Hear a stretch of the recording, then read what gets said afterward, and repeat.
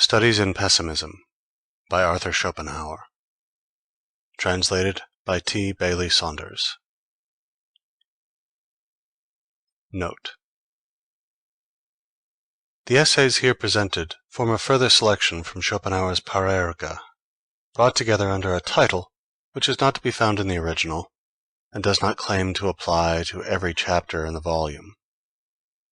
The first essay is, in the main, a rendering of the philosopher's remarks under the heading of Nachträge zur Lehre vom Leiden der Welt, together with certain parts of another section, entitled Nachträge zur Lehre von der Bejahung und Verneinung des Willens zum Leben.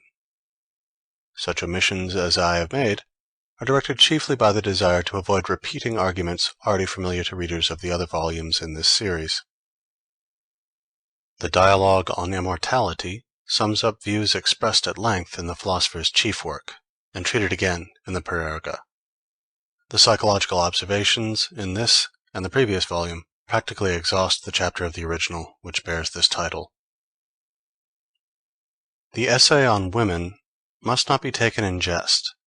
It expresses Schopenhauer's serious convictions, and, as a penetrating observer of the faults of humanity, he may be allowed a hearing on a question which is just now receiving a good deal of attention among us. T. Bailey Saunders. Studies in Pessimism by Arthur Schopenhauer. Chapter 1. On the Sufferings of the World. Unless suffering is the direct and immediate object of life, our existence must entirely fail of its aim. It is absurd to look upon the enormous amount of pain that abounds everywhere in the world, and originates in needs and necessities inseparable from life itself, as serving no purpose at all, and the result of mere chance.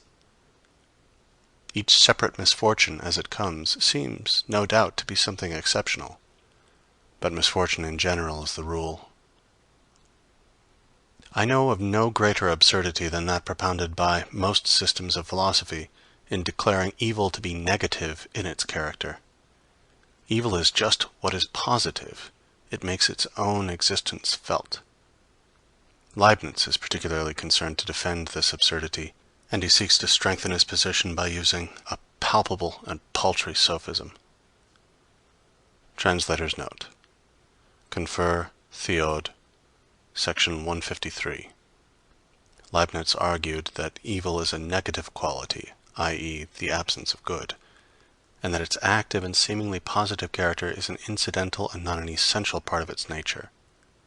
Cold, he said, is only the absence of the power of heat, and the active power of expansion and freezing water is an incidental and not an essential part of the nature of cold. The fact is that the power of expansion and freezing water is really an increase of repulsion amongst its molecules, and Schopenhauer is quite right in calling the whole argument a sophism. End translator's note. It is the good which is negative. In other words, happiness and satisfaction always imply some desire fulfilled, some state of pain brought to an end. This explains the fact that we generally find pleasure to be not nearly so pleasant as we expected, and pain very much more painful. The pleasure in this world, it has been said, outweighs the pain, or at any rate, there is an even balance between the two. If the reader wishes to see shortly whether this statement is true, let him compare the respective feelings of two animals, one of which is engaged in eating the other. The best consolation in misfortune or affliction of any kind will be the thought of other people who are in a still worse plight than yourself. And this is a form of consolation open to everyone. But what an awful fate this means for mankind as a whole. We are like lambs in a field, disporting themselves under the eye of the butcher, who chooses out first one and then another for his prey. So it is that in our good days we are all unconscious of the evil fate may have presently in store for us: sickness, poverty, mutilation, loss of sight or reason. No little part of the torment of existence lies in this, that time is continually pressing upon us, never letting us take breath, but always coming after us, like a taskmaster with a whip. If at any moment time stays his hand, it is only when we are delivered over to the misery of boredom. But misfortune has its uses, for as our bodily frame would burst asunder if the pressure of the atmosphere was removed, so, if the lives of men were relieved of all need, hardship, and adversity, if everything they took in hand were successful, they would be so swollen with arrogance that, though they might not burst, they would present the spectacle of unbridled folly, nay, they would go mad. And I may say, further, that a certain amount of care or pain or trouble is necessary for every man at all times. A ship without ballast is unstable, and will not go straight. Certain it is that work, worry, labor, and trouble form the lot of almost all men their whole life long. But if all wishes were fulfilled as soon as they arose, how would men occupy their lives? What would they do with their time? If the world were a paradise of luxury and ease, a land flowing with milk and honey, where every jack obtained his Jill at once and without any difficulty, men would either die of boredom or hang themselves, or there would be wars, massacres, and murders, so that, in the end, mankind would inflict more suffering on itself than it has now to accept at the hands of nature. In early youth, as we contemplate our coming life, we are like children in a theater before the curtain is raised, sitting there in high spirits and eagerly waiting for the play to begin.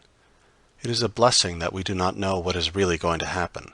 Could we foresee it, there are times when children might seem like innocent prisoners, condemned not to death, but to life, and as yet all unconscious of what their sentence means.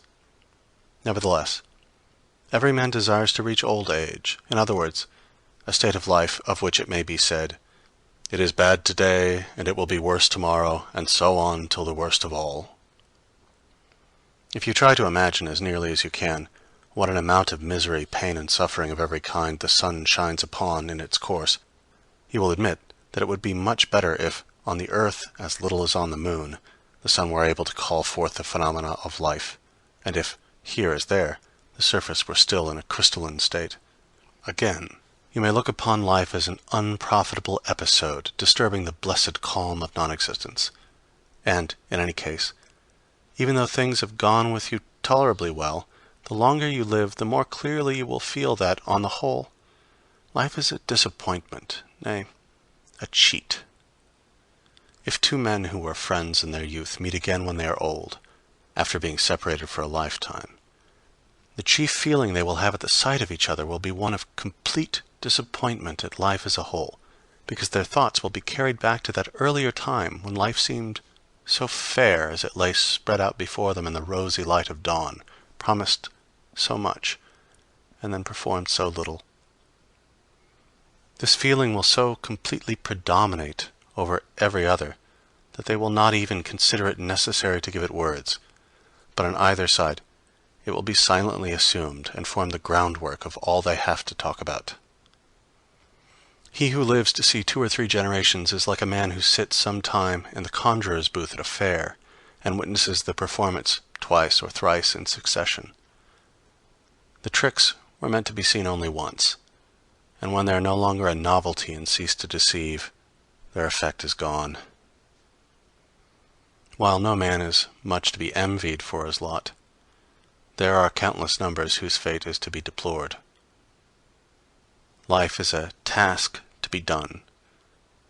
It is a fine thing to say defunctus est. It means that the man has done his task. If children were brought into the world by an act of pure reason alone, would the human race continue to exist? Would not a man rather have so much sympathy with the coming generation as to spare it the burden of existence, or at any rate, not take it upon himself to impose that burden upon it in cold blood? I shall be told, I suppose, that my philosophy is comfortless, because I speak the truth, and people prefer to be assured that everything the Lord has made is good. Go to the priest, then, and leave philosophers in peace. At any rate, do not ask us to accommodate our doctrines to the lessons you have been taught. That is what those rascals of sham philosophers will do for you. Ask them for any doctrine you please, and you will get it. Your university professors are bound to preach optimism, and it is an easy and agreeable task to upset their theories. I have reminded the reader that every state of welfare, every feeling of satisfaction, is negative in its character. That is to say, it consists in freedom from pain, which is the positive element of existence. It follows, therefore, that the happiness of any given life is to be measured not by its joys and pleasures, but by the extent to which it has been free from suffering, from positive evil. If this is the true standpoint, the lower animals appear to enjoy a happier destiny than man. Let us examine the matter a little more closely. However varied the forms that human happiness and misery may take, leading a man to seek the one and shun the other, the material basis of it all is bodily pleasure or bodily pain. This basis is very restricted. It is simply health, food, protection from wet and cold, the satisfaction of the sexual instinct, or else the absence of these things. Consequently, as far as real physical pleasure is concerned, the man is not much better off than the brute, except in so far as the higher possibilities of his nervous system make him more sensitive to every kind of pleasure, but also, it must be remembered, to every kind of pain. But then, compared with the brute, how much stronger are the passions aroused in him! What an immeasurable difference there is in the depth and vehemence of his emotions! And yet, in the one case as in the other, all to produce the same result in the end, namely, health, food, clothing, and so on. The chief source of all this passion is that thought for what is absent and future, which, with man, exercises such a powerful influence upon all he does. It is this that is the real origin of his cares, his hopes, his fears, emotions which affect him much more deeply than could ever be the case with those present joys and sufferings to which the brute is confined. In his powers of reflection, memory, and foresight, man possesses, as it were, a machine for condensing and storing up his pleasures and his sorrows. But the brute has nothing of the kind. Whenever it is in pain, it is as though it were suffering for the first time, even though the same thing should have previously happened to it times out of number. It has no power of summing up its feelings, hence its careless and placid temper. How much it is to be envied! But in man, reflection comes in, with all the emotions to which it gives rise, and taking up the same elements of pleasure and pain which are common to him and the brute, it develops his susceptibility to happiness and misery to such a degree that, at one moment, the man is brought in an instant to a state of delight that may even prove fatal, at another to the depths of despair and suicide. If we carry our analysis a step farther, we shall find that, in order to increase his pleasures, man has intentionally added to the number and pressure of his needs, which in their original state were not much more difficult to satisfy than those of the brute. Hence, luxury in all its forms, delicate food, the use of tobacco and opium, spirituous liquors, fine clothes, and the 1,001 things that he considers necessary to his existence. And above and beyond all this, there is a separate and peculiar source of pleasure and consequently of pain, which man has established for himself, also as the result of using his powers of reflection. And this occupies him out of all proportion to its value, nay, almost more than all his other interests put together. I mean ambition, and the feeling of honor and shame. In plain words, what he thinks about the opinion other people have of him. Taking 1,000 forms, often very strange ones, this becomes the goal of almost all the efforts he makes that are not rooted in physical pleasure or pain. It is true that besides the sources of pleasure which he has in common with the brute, man has the pleasures of the mind as well. These admit of many gradations, from the most innocent trifling or the merest talk up to the highest intellectual achievements. But there is the accompanying boredom to be set against them on the side of suffering. Boredom is a form of suffering unknown to brutes, at any rate in their natural state. It is only the very cleverest of them who show faint traces of it when they are domesticated, whereas in the case of man it has become a downright scourge.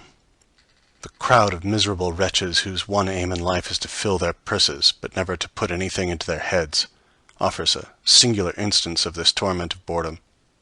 Their wealth becomes a punishment by delivering them up to misery of having nothing to do. For to escape it, they will rush about in all directions, traveling here, there, and everywhere. No sooner do they arrive in a place than they are anxious to know what amusements it affords, just as though they were beggars asking where they could receive a dole. Of a truth, need and boredom are the two poles of human life. Finally, I may mention that as regards the sexual relation, a man is committed to a peculiar arrangement which drives him obstinately to choose one person. This feeling grows now and then into a more or less passionate love, which is the source of little pleasure and much suffering.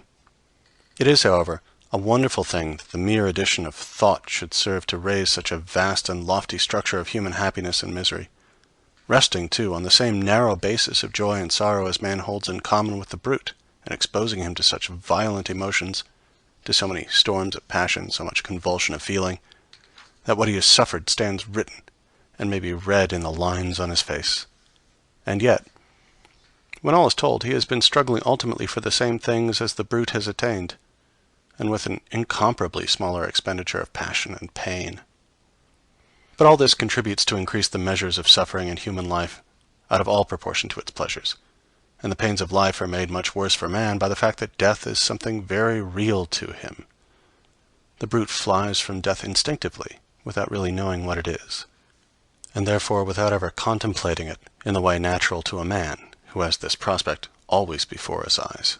So that, even if only a few brutes die a natural death, and most of them live only just long enough to transmit their species, and then, if not earlier, become the prey of some other animal, whilst man, on the other hand, manages to make so-called natural death the rule, to which, however, there are a good many exceptions, the advantage is on the side of the brute, for the reasons stated above.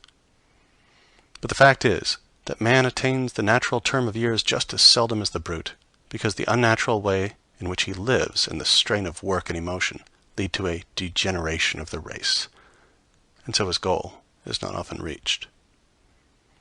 The brute is much more content with mere existence than man.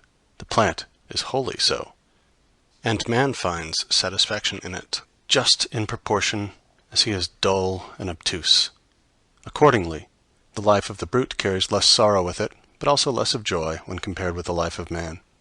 And while this may be traced, on the one side, to freedom from the torment of care and anxiety, it is also due to the fact that hope, in any real sense, is unknown to the brute. It is thus deprived from any share in that which gives us the most and best of our joys and pleasures, the mental anticipation of a happy future, and the inspiriting play of fantasy, both of which we owe to our power of imagination. If the brute is free from care, it is also, in this sense, without hope. In either case, because its consciousness is limited to the present moment, to what it can actually see before it. The brute is an embodiment of present impulses, and hence what elements of fear and hope exist in its nature, and they do not go very far, arise only in relation to objects that lie before it and within reach of those impulses, whereas a man's range of vision embraces the whole of his life and extends far into the past and future. Following upon this, there is one respect in which brutes show real wisdom when compared to us. I mean their quiet, placid enjoyment of the present moment. The tranquility of mind which this seems to give them often puts us to shame, for the many times we allow our thoughts and our cares to make us restless and discontented. And in fact, those pleasures of hope and anticipation which I have been mentioning are not to be had for nothing. The delight which a man has in hoping for and looking forward to some special satisfaction is a part of the real pleasure attached to it, enjoyed in advance. This is afterwards deducted, for the more we look forward to anything, the less satisfaction we find in it when it comes. But the brute's enjoyment is not anticipated, and therefore suffers no deduction, so that the actual pleasure of the moment comes to it whole and unimpaired. In the same way, too, evil presses upon the brute only with its own intrinsic weight, whereas with us, the fear of it coming often makes its burden 10 times more grievous. It is just this characteristic way in which the brute gives itself up entirely to the present moment that contributes so much to the delight that we take in our domestic pets. They are the present moment personified, and in some respects they make us feel the value of every hour that is free from trouble and annoyance, which we, with our thoughts and preoccupations, mostly disregard. But man, that selfish and heartless creature, misuses this quality of the brute to be more content than we are with mere existence, and often works it to such an extent that he allows the brute absolutely nothing more than mere bare life.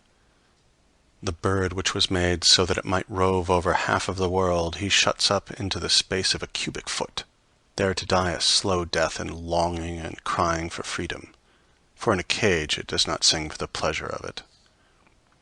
And when I see how man misuses the dog, his best friend, how he ties up this intelligent animal with a chain, I feel the deepest sympathy with the brute, and burning indignation against its master. We shall see later that by taking a very high standpoint, it is possible to justify the sufferings of mankind. But this justification cannot apply to animals, whose sufferings, while in a great measure brought about by men, are often considerable, even apart from their agency. And so we are forced to ask, why and for what purpose does all this torment and agony exist? There is nothing here to give the will pause. It is not free to deny itself, and so obtain redemption. There is only one consideration that may serve to explain the sufferings of animals. It is this, that the will to live, which underlies the whole world of phenomena, must, in their case, satisfy its cravings by feeding upon itself. This it does by forming a gradation of phenomena, every one of which exists at the expense of another. I have shown, however, that the capacity for suffering is less in animals than in man. Any further explanation that may be given of their fate will be in the nature of hypothesis, if not actually mythical in character, and I may leave the reader to speculate upon the matter for himself. Brahma is said to have produced the world by a kind of fall or mistake, and in order to atone for his folly he is bound to remain in it himself until he works out his redemption. As an account of the origin of things, that is admirable.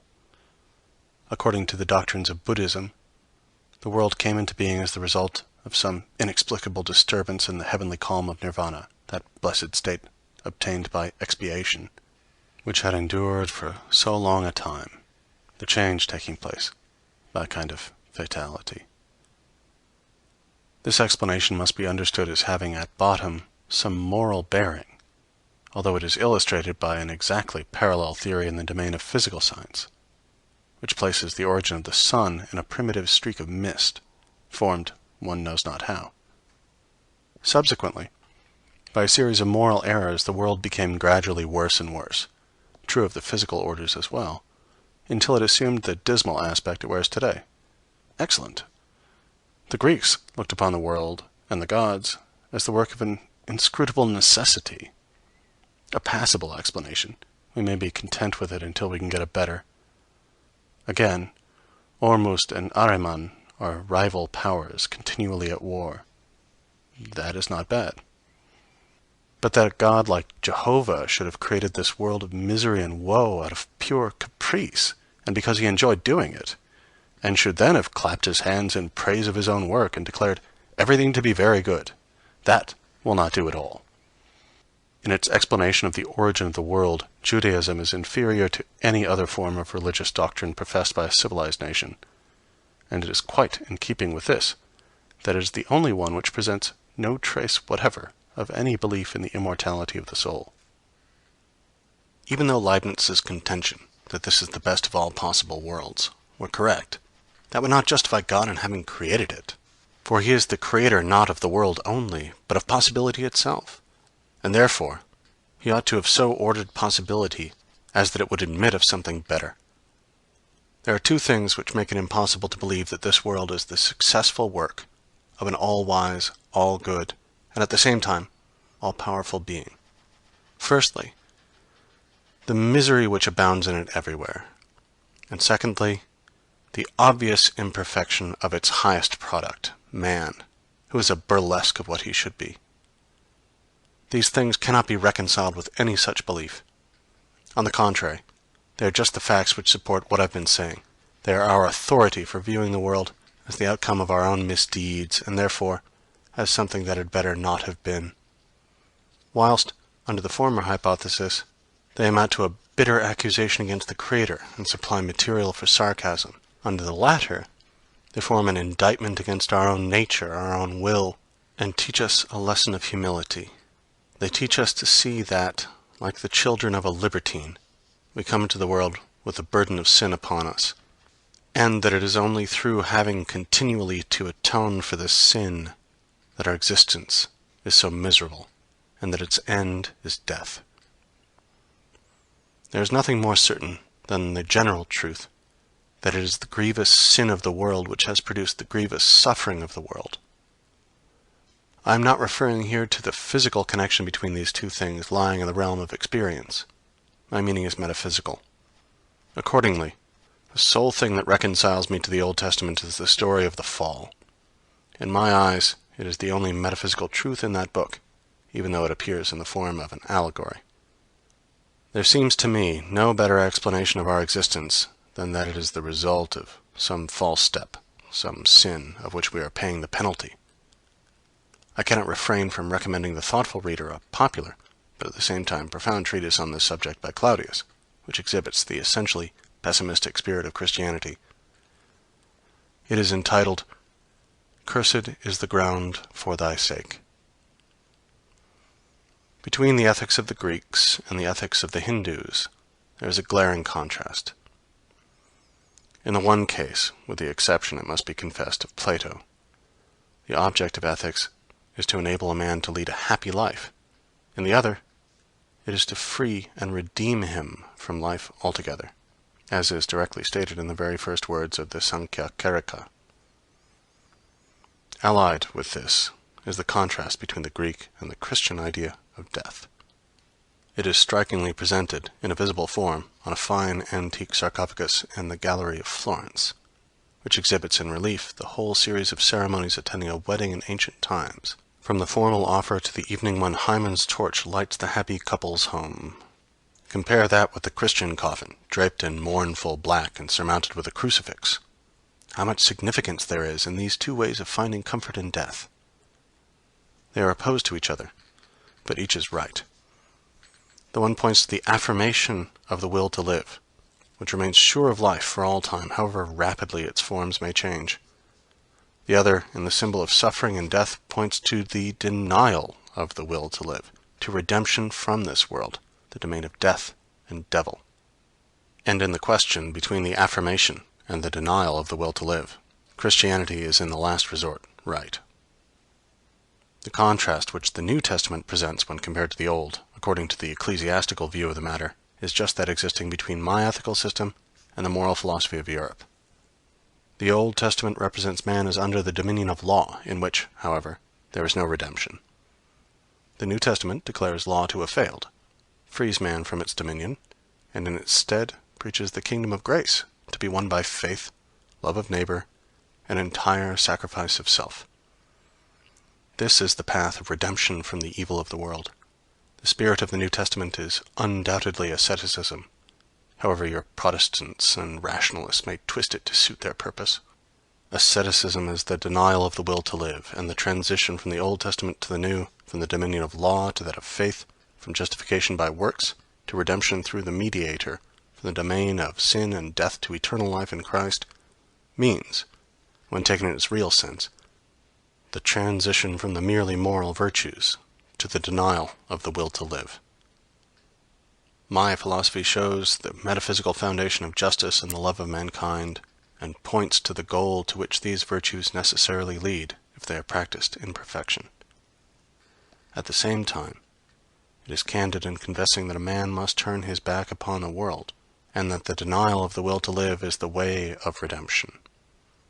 It is therefore really at one with the spirit of the New Testament, whilst all other systems are couched in the spirit of the Old, that is to say, theoretically as well as practically, their result is Judaism, mere despotic theism. In this sense, then, my doctrine might be called the only true Christian philosophy, however paradoxical a statement this may seem to people who take superficial views, instead of penetrating to the heart of the matter. If you want a safe compass to guide you through life, and to banish all doubt as to the right way of looking at it, you cannot do better than accustom yourself to regard this world as a penitentiary, a sort of penal colony, or ergasterion, as the earliest philosopher called it. Amongst the Christian fathers, Origen, with praiseworthy courage, took this view, which is further justified by certain objective theories of life. I refer not to my own philosophy alone, but to the wisdom of all ages, as expressed in Brahmanism and Buddhism, and in the sayings of Greek philosophers like Empedocles and Pythagoras, as also by Cicero, in his remark that the wise men of old used to teach that we come into this world to pay the penalty of crime committed in another state of existence, a doctrine which formed part of the initiation into the mysteries. And Vanini, whom his contemporaries burned, finding that an easier task than to confute him, puts the same thing in a very forcible way. Man, he says, is so full of every kind of misery that were it not repugnant to the Christian religion, I should venture to affirm that if evil spirits exist at all, they have posed into human form and are now atoning for their crimes. And true Christianity, using the word in its right sense, also regards our existence as the consequence of sin and error. If you accustom yourself to this view of life, you will regulate your expectations accordingly, and cease to look upon all its disagreeable incidents, great and small, its sufferings, its worries, its misery, as anything unusual or irregular. Nay, you will find that everything is as it should be, in a world where each of us pays the penalty of existence in his own peculiar way. Amongst the evils of a penal colony is the society of those who form it. And if the reader is worthy of better company, he will need no words from me to remind him of what he has to put up with at present. If he has a soul above the common, or if he is a man of genius, he will occasionally feel like some noble prisoner of state, condemned to work in the galleys with common criminals, and he will follow his example and try to isolate himself. In general, however, it should be said that this view of life will enable us to contemplate the so-called imperfections of the great majority of men, their moral and intellectual deficiencies, and the resulting base type of countenance, without any surprise, to say nothing of indignation.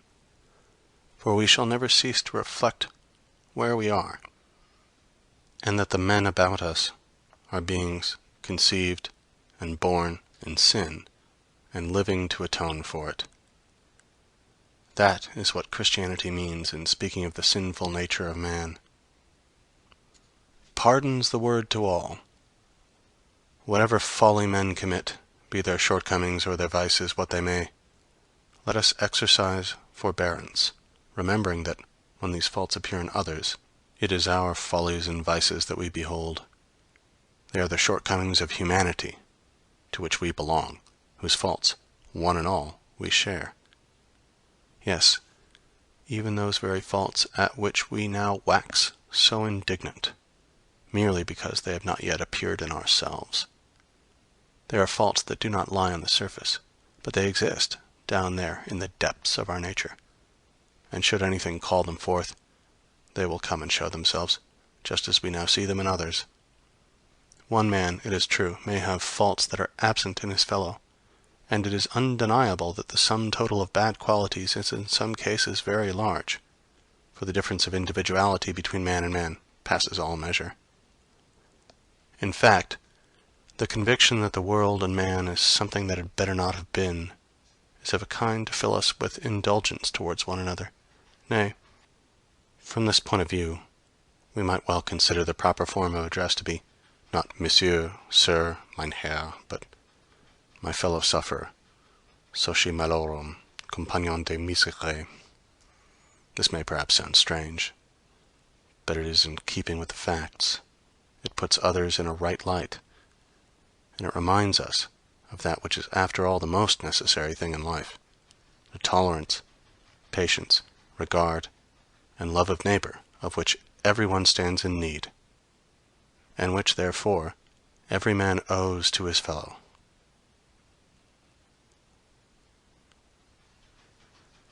End Chapter 1 on the Sufferings of the World. This hour. Chapter 2 on the Vanity of Existence. This vanity finds expression in the whole way in which things exist, in the infinite nature of time and space, as opposed to the finite nature of the individual in both, in the ever-passing present moment as the only mode of actual existence, in the interdependence and relativity of all things, in continual becoming without ever being, in constant wishing and never being satisfied, in the long battle which forms the history of life, where every effort is checked by difficulties and stopped until they are overcome. Time is that in which all things pass away. It is merely the form under which the will to live, the thing in itself, and therefore imperishable, has revealed to it that its efforts are in vain. It is that agent by which, at every moment, all things in our hands become as nothing, and lose any real value they possess. That which has been exists no more. It exists as little as that which has never been. But of everything that exists you may say, in the next moment, that it has been. Hence, something of great importance now past is inferior to something of little importance now present, in that the latter is a reality, and related to the former as something to nothing. A man finds himself, to his great astonishment, suddenly existing after thousands and thousands of years of non-existence. He lives for a little while, and then, again, comes an equally long period when he must exist no more. The heart rebels against this, and feels that it cannot be true. The crudest intellect cannot speculate on such a subject without having a presentiment that time is something ideal in its nature. This ideality of time and space is the key to every true system of metaphysics, because it provides for quite another order of things than is to be met with in the domain of nature. This is why Kant is so great. Of every event in our life, we can say only for one moment that it is, forever after that it was. Every evening we are poorer by a day. It might, perhaps, make us mad to see how rapidly our short span of time ebbs away, if it were not that, in the furthest depths of our being, we are secretly conscious of our share in the inexhaustible spring of eternity, so that we might always hope to find life in it again. Consideration of the kind, touched on above, might indeed lead us to embrace the belief that the greatest wisdom is to make the enjoyment of the present the supreme object of life, because that is the only reality, all else being merely the play of thought. On the other hand, such a course might just as well be called the greatest folly, for that which in the next moment exists no more and vanishes utterly like a dream can never be worth a serious effort. The whole foundation on which our existence rests is the present, the ever-fleeting present. It lies, then, in the very nature of our existence to take the form of constant motion, and to offer no possibility of our ever attaining the rest for which we are always striving. We are like a man running downhill who cannot keep on his legs unless he runs on, and will inevitably fall if he stops. Or again, like a pole balanced on the tip of one's fingers, or a planet which would fall into its sun the moment it ceased to hurry forward on its way. Unrest is the mark of existence. In a world where all is unstable, and naught can endure, but is swept onward at once in the hurrying whirlpool of change, where a man, if he is to keep erect at all, must always be advancing and moving like an acrobat on a rope. In such a world, happiness is inconceivable. How can it dwell where, as Plato says, continual becoming and never being is the sole form of existence? In the first place, a man never is happy, but spends his whole life in striving after something which he thinks will make him so. He seldom attains his goal, and when he does, it is only to be disappointed. He is mostly shipwrecked in the end, and comes into harbor with masts and rigging gone. And then, it is all one whether he has been happy or miserable, for his life was never anything more than a present moment always vanishing, and now it is over. At the same time, it is a wonderful thing that, in the world of human beings as in that of animals in general, this manifold restless motion is produced and kept up by the agency of two simple impulses, hunger and the sexual instinct, aided a little, perhaps, by the influence of boredom. but by nothing else, and that in the theatre of life these suffice to form the primum mobile of how complicated a machinery, setting in motion how strange and varied a scene. On looking a little closer, we find that inorganic matter presents a constant conflict between chemical forces, which eventually works dissolution, and on the other hand, that organic life is impossible without constant change of matter, and cannot exist if it does not receive perpetual help from without. This is the realm of finality, and its opposite would be an infinite existence, exposed to no attack from without and needing nothing to support it. The realm of eternal peace, some timeless, changeless state, one and undiversified, the negative knowledge of which forms the dominant note of the Platonic philosophy. It is to some such state as this that the denial of the will to live opens up the way. The scenes of our life are like pictures done in rough mosaic. Looked at close, they produce no effect. There is nothing beautiful to be found in them, unless you stand some distance off. So, to gain anything we have longed for is only to discover how vain and empty it is, and even though we are always living in expectation of better things, at the same time we often repent and long to have the past back again. We look upon the present as something to be put up with while it lasts, and serving only as the way towards our goal. Hence, most people, if they glance back when they come to the end of life, will find that all along they have been living ad interim.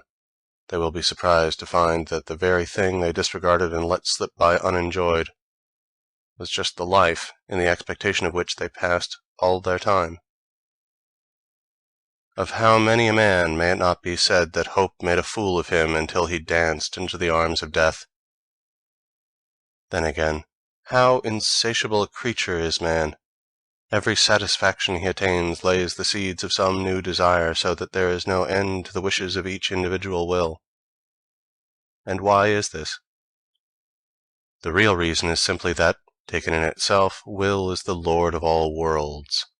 Everything belongs to it, and therefore no one single thing can ever give it satisfaction, but only the whole, which is endless.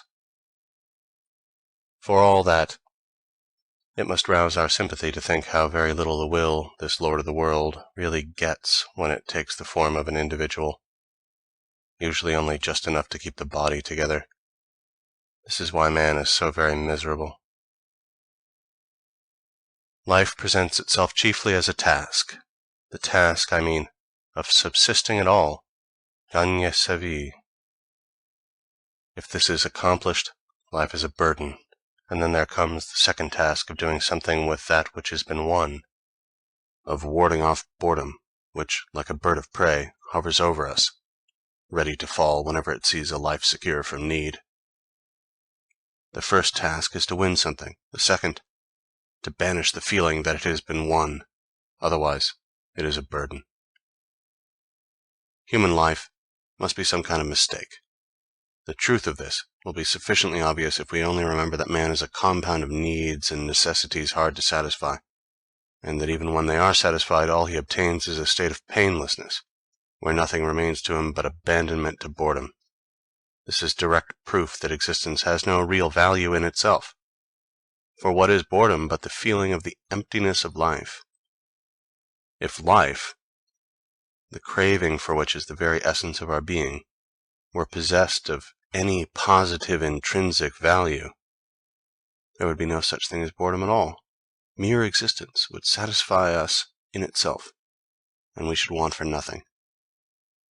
But, as it is, we take no delight in existence except when we are struggling for something, and then distance and difficulties to be overcome make our goal look as though it would satisfy us, an illusion which vanishes when we reach it, or else when we are occupied with some purely intellectual interest, when in reality we have stepped forth from life to look upon it from the outside, much after the manner of spectators at a play. And even sensual pleasure itself means nothing but a struggle and aspiration, ceasing the moment its aim is attained. Whenever we are not occupied in one of these ways, but cast upon existence itself, its vain and worthless nature is brought home to us, And this is what we mean by boredom. The hankering after what is strange and uncommon, an innate and ineradicable tendency of human nature, shows how glad we are at any interruption of that natural course of affairs which is so very tedious. That this most perfect manifestation of the will to live, the human organism, with the cunning and complex working of its machinery, must fall to dust and yield up itself and all its strivings to extinction. This is the naive way in which nature, who is always so true and sincere in what she says, proclaims the whole struggle of this will as, in its very essence, barren and unprofitable. Were it of any value in itself, anything unconditioned and absolute, it could not thus end in mere nothing.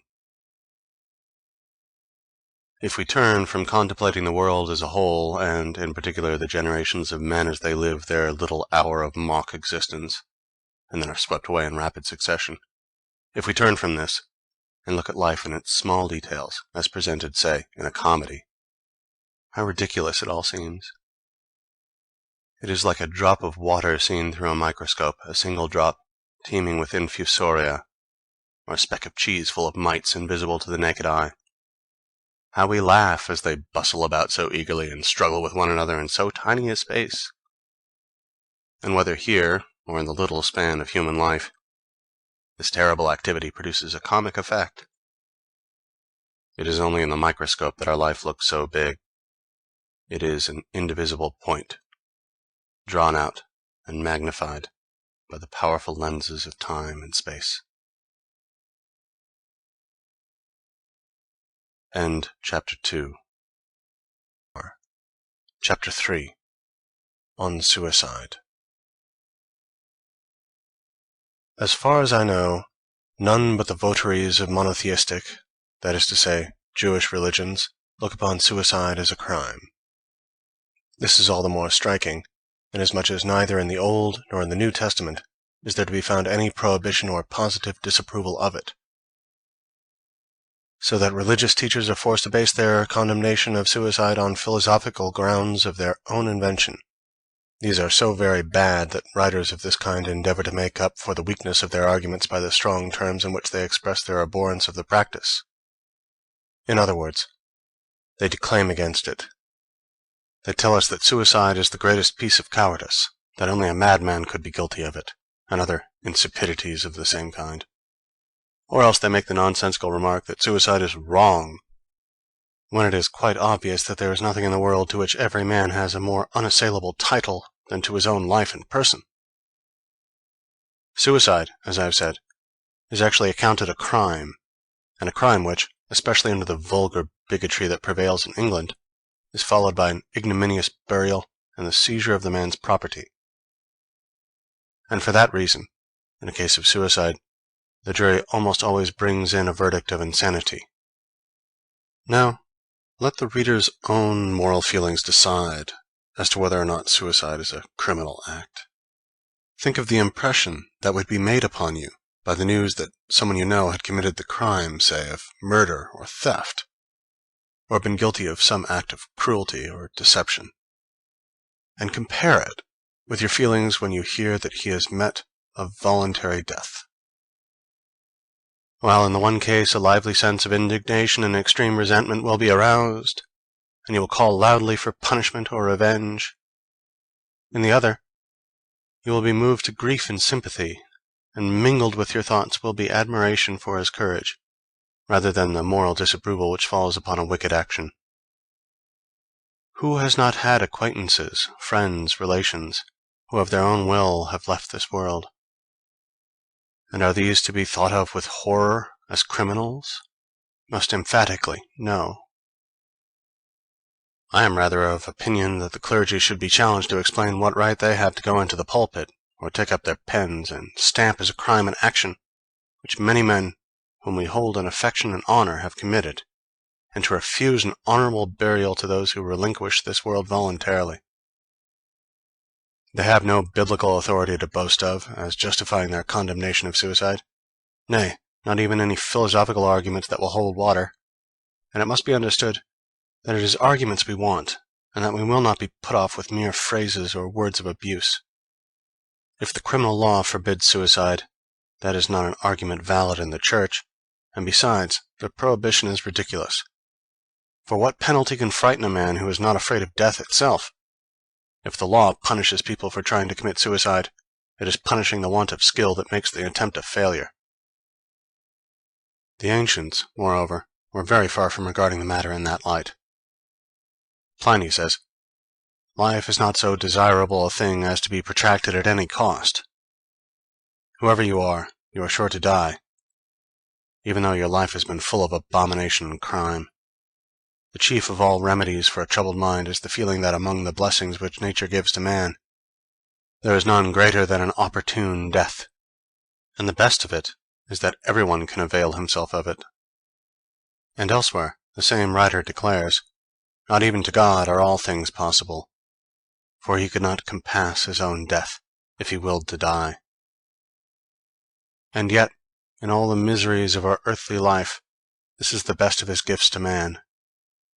Nay, in Massilia and on the island of Ceos, the man who could give valid reasons for relinquishing his life was handed the cup of hemlock by the magistrate, and that, too, in public. And in ancient times, how many heroes and wise men died a voluntary death? Aristotle, it is true, declared suicide to be an offense against the state, although not against the person. But in Stobaeus' exposition of the peripatetic philosophy there is the following remark: "The good man should flee life when his misfortunes become too great; the bad man, also, when he is too prosperous." And similarly, "So he will marry and beget children, and take part in the affairs of the state, and generally practice virtue and continue to live. And then, again, if need be, and at any time necessity compels him, he will depart to his place of refuge in the tomb." And we find that the Stoics actually praised suicide as a noble and heroic action, as hundreds of passages show. Above all, in the works of Seneca, who expresses the strongest approval of it. As is well known, the Hindus look upon suicide as a religious act, especially when it takes the form of self-immolation by widows, but also when it consists in casting oneself under the wheels of the chariot of the god at Juggernaut, or being eaten by crocodiles in the Ganges, or being drowned in the holy tanks in the temples, and so on. The same thing occurs on the stage, that mirror of life. For example, in L'Orphelin de la Chine, a celebrated Chinese play, almost all the noble characters end by suicide, without the slightest hint anywhere, or any impression being produced on the spectator, that they are committing a crime. And in our own theatre is much the same. Palmyra, for instance, in Mahomet, or Mortimer, in Maria Stuart. Othello, Countess Terzky. Is Hamlet's monologue the meditation of a criminal? He merely declares that if we had any certainty of being annihilated by it, death would be infinitely preferable to the world as it is. But there lies the rub. The reasons advanced against suicide by the clergy of monotheistic, that is to say, Jewish religions, and by those philosophers who adapt themselves thereto, are weak sophisms which can easily be refuted. The most thoroughgoing refutation of them is given by Hume in his Essay on Suicide. This did not appear until after his death, when it was immediately suppressed, owing to the scandalous bigotry and outrageous ecclesiastical tyranny that prevailed in England. And hence only a very few copies of it were sold under cover of secrecy and at a high price. This and another treatise by that great man have come to us from Basel, and we may be thankful for the reprint. It is a great disgrace to the English nation that a purely philosophical treatise, which, proceeding from one of the first thinkers and writers in England, aimed at refuting the current arguments against suicide by the light of cold reason, should be forced to sneak about in that country, as though it were some rascally production, until at last it found refuge on the continent. At the same time, it shows what a good conscience the Church has in such matters. In my chief work, I have explained the only valid reason existing against suicide on the score of morality. It is this: that suicide thwarts the attainment of the highest moral aim by the fact that, for a real release from this world of misery, it substitutes one that is merely apparent. But from a mistake to a crime is a far cry, and it is as a crime that the clergy of Christendom wish us to regard suicide. Translator's note. Schopenhauer refers to Die Welt als Wille und Vorstellung, Volume 1, Section 69, where the reader may find the same argument stated at somewhat greater length. According to Schopenhauer, moral freedom, the highest ethical aim, is to be obtained only by a denial of the will to live.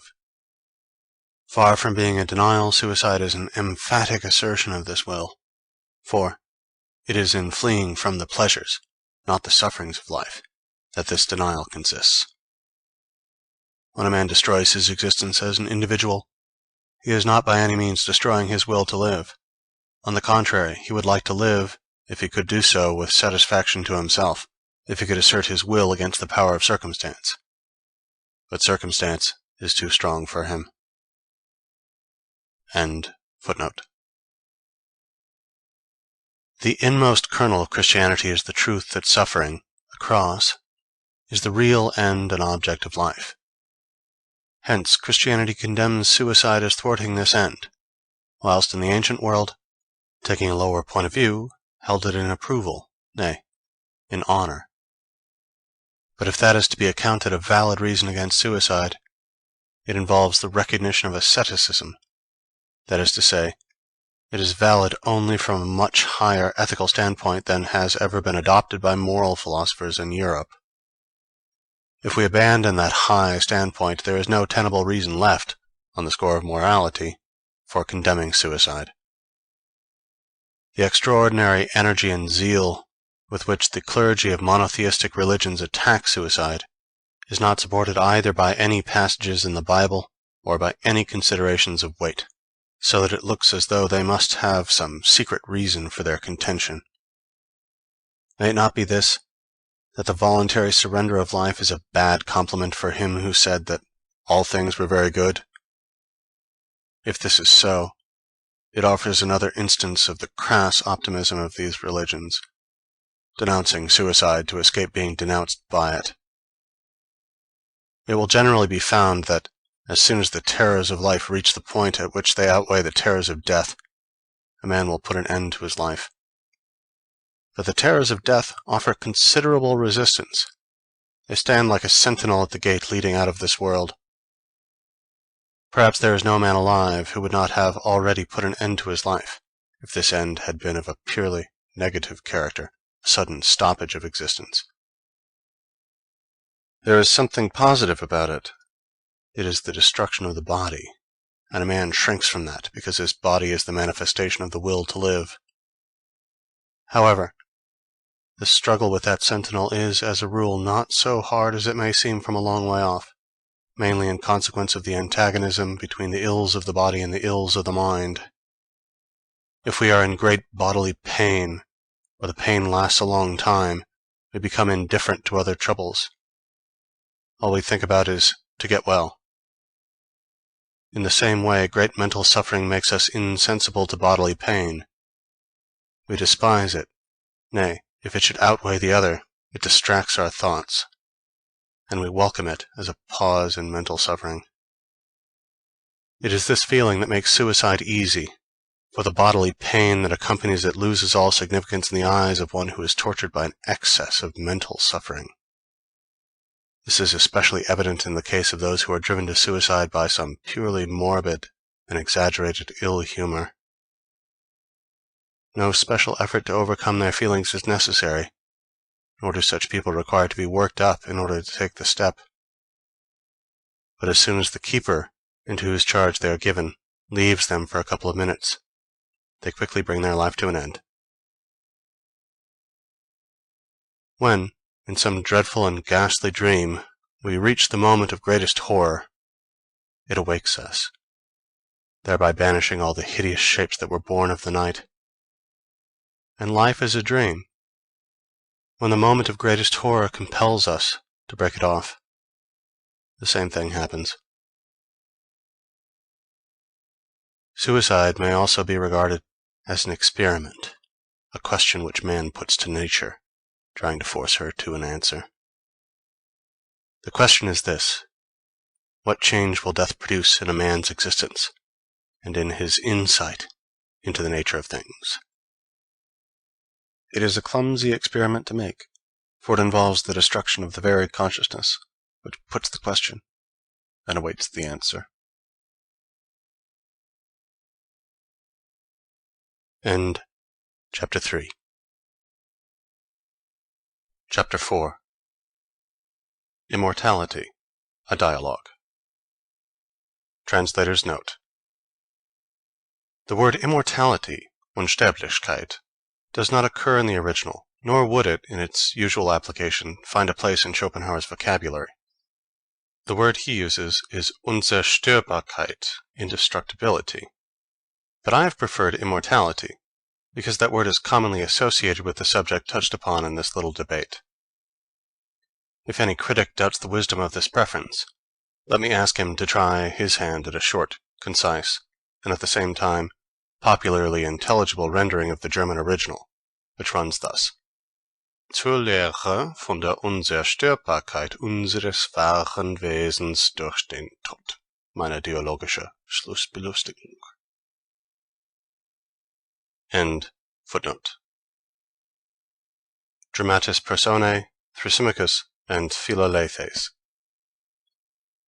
Thrasymachus. Tell me now, in one word, what shall I be after my death? And mind you, be clear and precise. Philalethes. All and nothing. Thrasymachus. I thought so. I gave you a problem and you solve it by a contradiction. That's a very stale trick. Philalethes. Yes, but you raise transcendental questions, and you expect me to answer them in language that is only made for immanent knowledge. It's no wonder that a contradiction ensues. Thrasymachus. What do you mean by transcendental questions and immanent knowledge? I've heard these expressions before, of course. They're not new to me. The professor was fond of using them, but only as predicates of the deity, and he never talked of anything else, which was all quite right and proper. He argued thus: if the deity was in the world itself, he was immanent. If he was somewhere outside it, he was transcendent. Nothing could be clearer and more obvious. You knew where you were. But this Kantian rigmarole won't do any more. It's antiquated and no longer applicable to modern ideas. Why, we've had a whole row of eminent men in the metropolis of German learning. Philalethes. German humbug, he means. Thrasymachus. The mighty Schleiermacher, for instance, and that gigantic intellect Hegel. And at this time of day we've abandoned that nonsense. I should rather say, we're so far beyond it that we can't put up with it any more. What's the use of it, then? What does it all mean? Philalethes. Transcendental knowledge is knowledge which passes beyond the bounds of possible experience, and strives to determine the nature of things as they are in themselves. Immanent knowledge, on the other hand, is knowledge which confines itself entirely with those bounds, so that it cannot apply to anything but actual phenomena. As far as you are an individual, death will be the end of you. But your individuality is not your true and inmost being. It is only the outward manifestation of it. It is not the thing in itself, but only the phenomenon presented in the form of time, and therefore with a beginning and an end. But your real being knows neither time nor beginning nor end, nor yet the limits of any given individual. It is everywhere present in every individual, and no individual can exist apart from it. So when death comes, on the one hand, you are annihilated as an individual. On the other, you are and remain everything. That is what I meant when I said that after your death, you would be all and nothing. It is difficult to find a more precise answer to your question, and at the same time be brief. The answer is contradictory, I admit, but it is so simply because your life is in time, and the immortal part of you in eternity. You may put the matter thus: your immortal part is something that does not last in time and yet is indestructible. But there you have another contradiction. You see what happens by trying to bring the transcendental within the limits of immanent knowledge? It is in some sort doing violence to the latter by misusing it for ends it was never meant to serve. Thrasymachus. Look here, I shan't give 2 pence for your immortality unless I'm to remain an individual. Philalethes. Well, perhaps I may be able to satisfy you on this point. Suppose I guarantee that after death you shall remain an individual, but only on condition that you first spend 3 months of complete unconsciousness. Thrasymachus. I shall have no objection to that. Philalethes. But remember, if people are completely unconscious, they take no account of time. So when you are dead, it's all the same to you whether 3 months pass in the world of consciousness, or 10,000 years. In the one case as in the other, it is simply a matter of believing what is told you when you awake. So far, then, you can afford to be indifferent whether it is 3 months or 10,000 years that pass before you recover your individuality. Thrasymachus. Yes, if it comes to that, I suppose you're right. Philalethes. And if, by chance, after those 10,000 years have gone by, no one ever thinks of awakening you, I fancy it would be no great misfortune. You would have become quite accustomed to non-existence after so long a spell of it, following upon such a very few years of life. At any rate, you may be sure you would be perfectly ignorant of the whole thing. Further, if you knew that the mysterious power which keeps you in your present state of life had never once ceased, in those 10,000 years, to bring forth other phenomena like yourself, and to endow them with life, it would fully console you. Thrasymachus. Indeed. So you think you're quietly going to do me out of my individuality with all this fine talk? But I'm up to your tricks. I tell you, I won't exist unless I can have my individuality. I'm not going to be put off with mysterious powers and what you call phenomena. I can't do without my individuality, and I won't give it up. Philalethes. You mean, I suppose, that your individuality is such a delightful thing, so splendid, so perfect, and beyond compare, that you can't imagine anything better? Aren't you ready to exchange your present state for one which, if we can judge by what is told us, may possibly be superior and more endurable? Thrasymachus. Don't you see that my individuality, be it what it may, is my very self? To me it is the most important thing in the world. For God is God, and I am I. I want to exist. I. That's the main thing. I don't care about an existence which has to be proved to be mine before I can believe it. Philalethes. Think what you're doing when you say, I want to exist. It is not you alone that says this. Everything says it. Absolutely everything that has the faintest trace of consciousness. It follows, then, that this desire of yours is just the part of you that is not individual, the part that is common to all things without distinction. It is the cry, not of the individual, but of existence itself. It is the intrinsic element in everything that exists. Nay, it is the cause of anything existing at all. This desire craves for, and so is satisfied with, nothing less than existence in general. Not any definite individual existence. No, that is not its aim. It seems to be so only because this desire, this will, attains consciousness only in the individual, and therefore looks as though it were concerned with nothing but the individual. There lies the illusion. An illusion, it is true, in which the individual is held fast, but if he reflects, he can break the fetters and set himself free. It is only indirectly, I say, that the individual has this violent craving for existence. It is the will to live, which is the real and direct aspirant, alike and identical in all things. Since, then, existence is the free work, nay, the mere reflection of the will, where existence is, there too must be will. And for the moment, the will finds its satisfaction in existence itself, so far, I mean, as that which never rests but presses forward eternally can ever find any satisfaction at all. The will is careless of the individual. The individual is not its business, although, as I have said, this seems to be the case because the individual has no direct consciousness of will except in himself. The effect of this is to make the individual careful to maintain his own existence, and if this were not so, there would be no surety for the preservation of the species. From all this, it is clear that individuality is not a form of perfection, but rather of limitation, and so to be freed from it is not loss but gain. Trouble yourself no more about the matter. Once thoroughly recognize what you are, what your existence really is, namely, the universal will to live, and the whole question will seem to you childish and most ridiculous. Thrasymachus.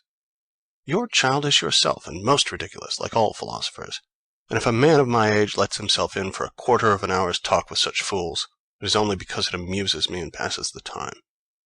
I've more important business to attend to, so goodbye. End chapter 4. Chapter 5. Psychological Observations. There is an unconscious propriety in the way in which, in all European languages, the word person is commonly used to denote a human being. The real meaning of persona is a mask, such as actors were accustomed to wear on the ancient stage. And it is quite true that no one shows himself as he is, but wears his mask and plays his part. Indeed, the whole of our social arrangements may be likened to a perpetual comedy, and this is why a man who is worth anything finds society so insipid, while a blockhead is quite at home in it. Reason deserves to be called a prophet, for in showing us the consequence and effect of our actions in the present, does it not tell us what the future will be? This is precisely why reason is such an excellent power of restraint in moments when we are possessed by some base passion, some fit of anger, some covetous desire, that will lead us to do things whereof we must presently repent. Hatred comes from the heart, contempt from the head, and neither feeling is quite within our control. For we cannot alter our heart. Its basis is determined by motives, and our head deals with objective facts and applies to them rules which are immutable. Any given individual is the union of a particular heart with a particular head. Hatred and contempt are diametrically opposed and mutually exclusive. There are even not a few cases where hatred of a person is rooted in nothing but forced esteem for his qualities. And besides, if a man sets out to hate all the miserable creatures he meets, he will not have much energy left for anything else, whereas he can despise them, one and all, with the greatest ease. True, genuine contempt is just the reverse of true, genuine pride. It keeps quiet, and gives no sign of its existence.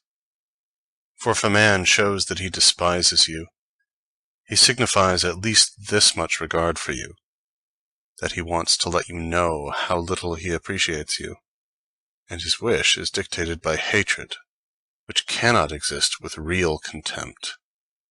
On the contrary, if it is genuine, it is simply the conviction that the object of it is a man of no value at all. Contempt is not incompatible with indulgent and kindly treatment, and for the sake of one's own peace and safety, this should not be admitted. It will prevent irritation, and there is no one who cannot do harm if he is roused to it. But if this pure, cold, sincere contempt ever shows itself, it will be met with the most truculent hatred, for the despised person is not in a position to fight contempt with its own weapons. Melancholy is a very different thing from bad humor, and of the two, It is not nearly so far removed from a gay and happy temperament. Melancholy attracts, while bad humor repels.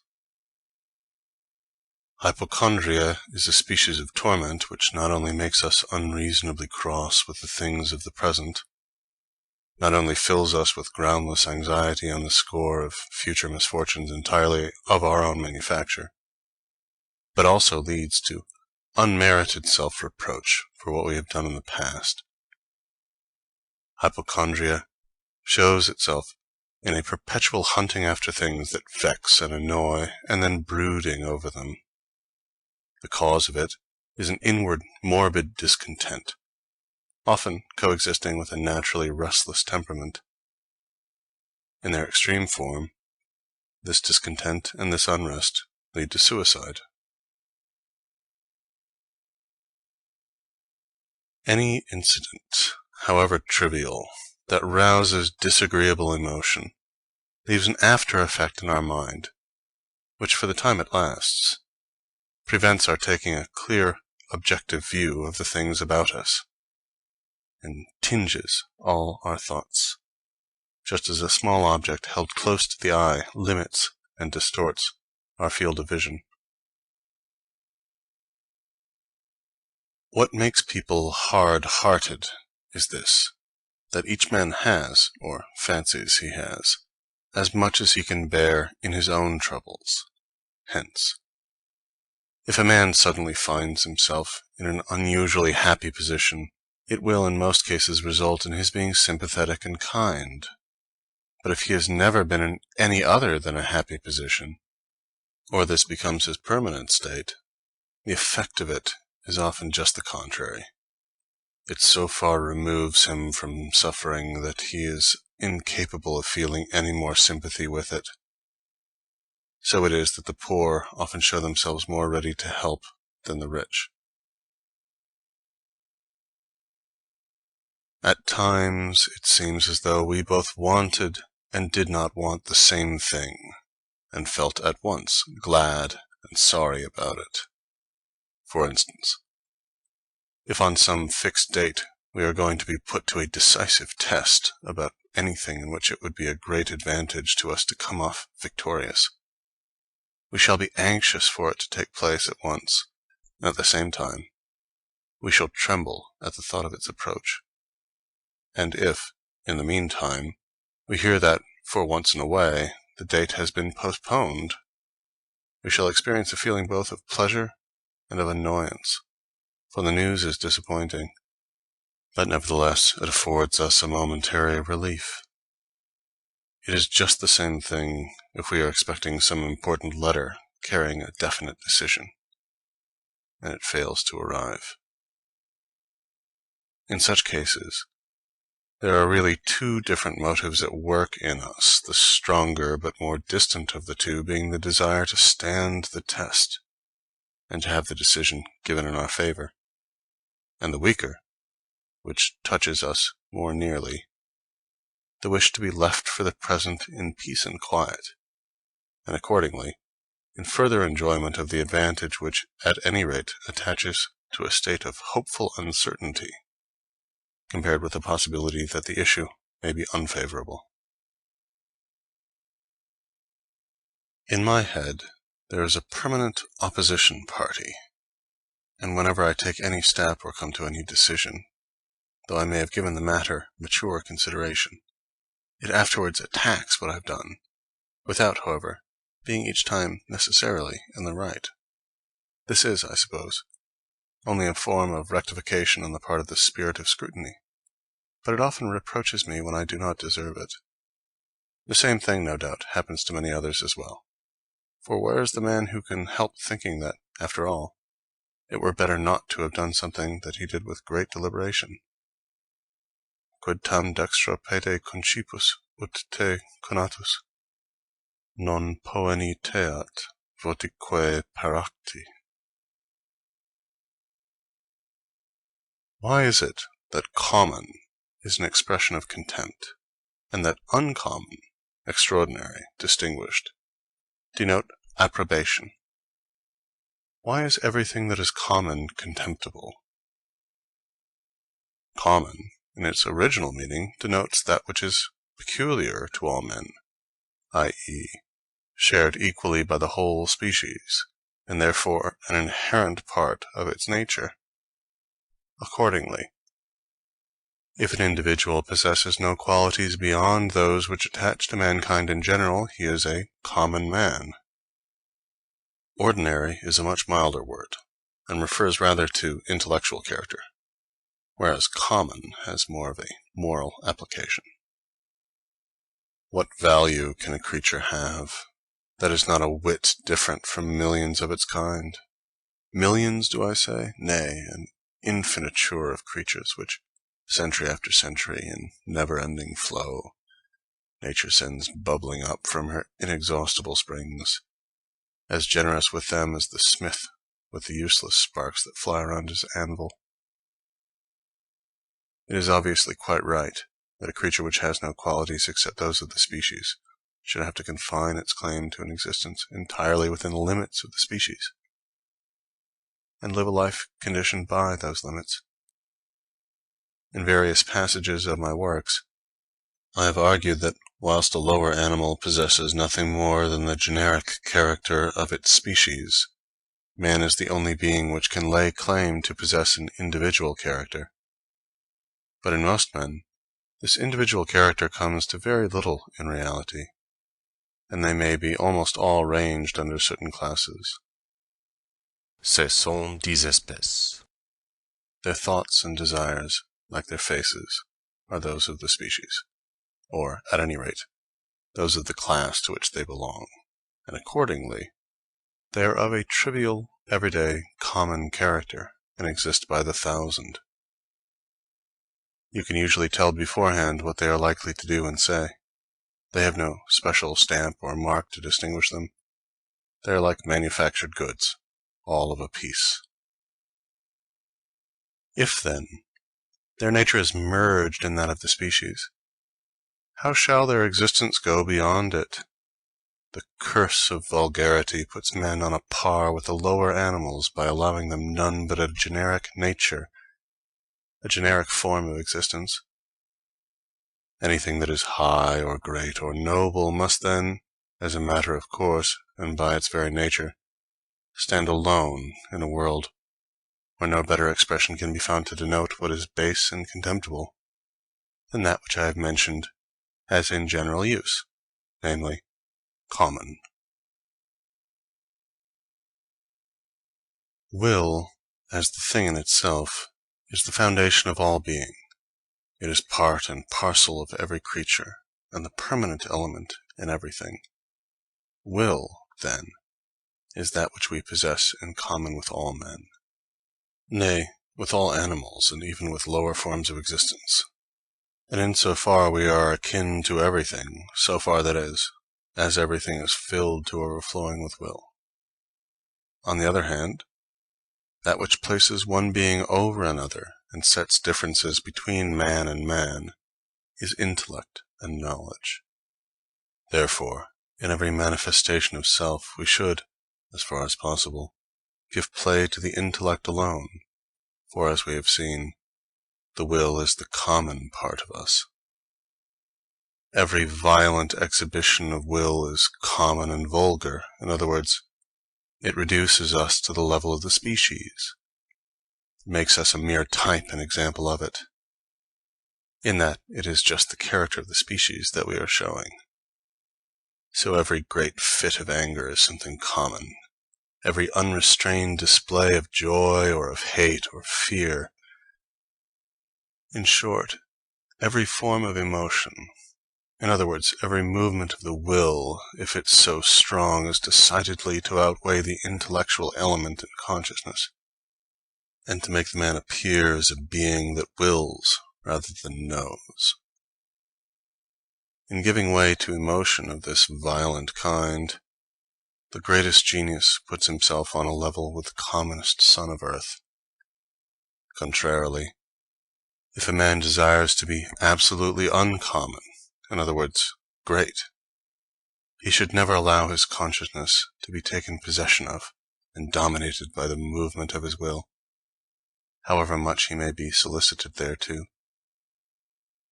For example, he must be able to observe that other people are badly disposed towards him, without feeling any hatred towards them himself.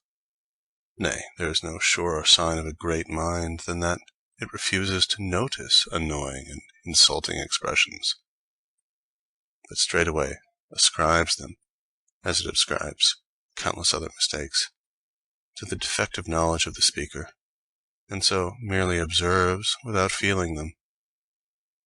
This is the meaning of that remark of Gratian, that nothing is more unworthy of a man than to let it be seen that he is one. El mayor tesoro de un hombre es dar muestras de que es hombre. And even in the drama, which is the peculiar province of the passions and emotions, it is easy for them to appear common and vulgar, and this is especially observable in the works of the French tragic writers, who set no other aim before themselves but the delineation of the passions, and by indulging at one moment in a vaporous kind of pathos which makes them ridiculous, at another in epigrammatic witticisms, endeavor to conceal the vulgarity of their subject. I remember seeing the celebrated Mademoiselle Rachel as Maria Stuart, and when she burst out in fury against Elizabeth, though she did it very well, I could not help thinking of a washerwoman. She played the final parting in such a way as to deprive it of all true tragic feeling, of which, indeed, the French have no notion at all. The same part was incomparably better played by the Italian Ristori, and in fact the Italian nature, though in many respects very different from the German, shares its appreciation for what is deep, serious, and true in art, herein opposed to the French, which everywhere betrays that it possesses none of this feeling whatever. The noble, in other words, the uncommon element in the drama, nay, what is sublime in it, is not reached until the intellect is set to work, as opposed to the will, until it takes a free flight over all those passionate movements of the will and makes them subject of its contemplation. Shakespeare, in particular, shows that this is his general method, more especially in Hamlet, and only when intellect rises to the point where the vanity of all effort is manifest, and the will proceeds to an act of self-annulment, is the drama tragic in the true sense of the word. It is then that it reaches its highest aim in becoming really sublime. Every man takes the limits of his own field of vision for the limits of the world. This is an error of the intellect, as inevitable as that error of the eye which lets us fancy that on the horizon heaven and earth meet. This explains many things, and among them the fact that everyone measures us with his own standard, generally about as long as a tailor's tape, and we have to put up with it, as also that no one will allow us to be taller than himself, a supposition which is once for all taken for granted. There is no doubt that many a man owes his good fortune in life solely to the circumstance that he has a pleasant way of smiling, and so wins the heart in his favor. However, the heart would do better to be careful, and remember what Hamlet put down in his tablets, that one may smile, and be a villain. Everything that is really fundamental in a man, and therefore genuine, works as such unconsciously, in this respect like the power of nature. That which is passed through the domain of consciousness is thereby transformed into an idea or picture, and so, if it comes to be uttered, it is only an idea or picture which passes from one person to another. Accordingly, any quality of mind or character that is genuine and lasting is originally unconscious, and it is only when unconsciously brought into play that it makes a profound impression.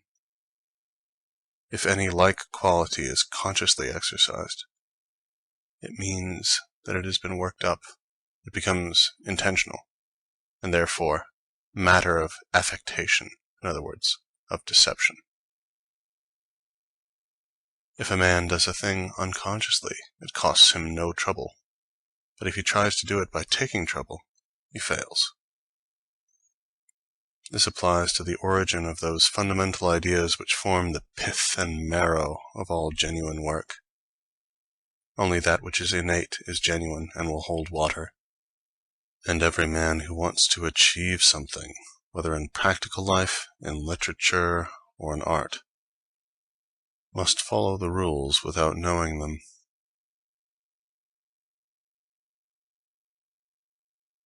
Men of very great capacity will, as a rule, find the company of very stupid people preferable to that of the common run, for the same reason that the tyrant and the mob, the grandfather and the grandchildren, are natural allies.